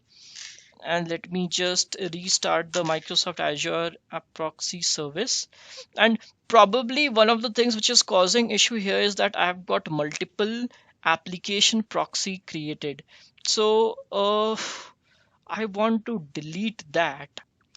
Okay guys, so my server was having some internet issues. That's why it was not able, in the intranet it was working fine, but in the internet it was having intermittent issues, due to which the app proxy was not accessible. So let me just copy the URL again and let me just paste it over here. I just fixed it. I just changed okay, there you go. So now it's giving me a 403 forbidden access error. So let me just show you guys what exactly happened. This is the NDES server. This is the internal URL. Let me just show you both the URLs. So if I open up Notepad, internal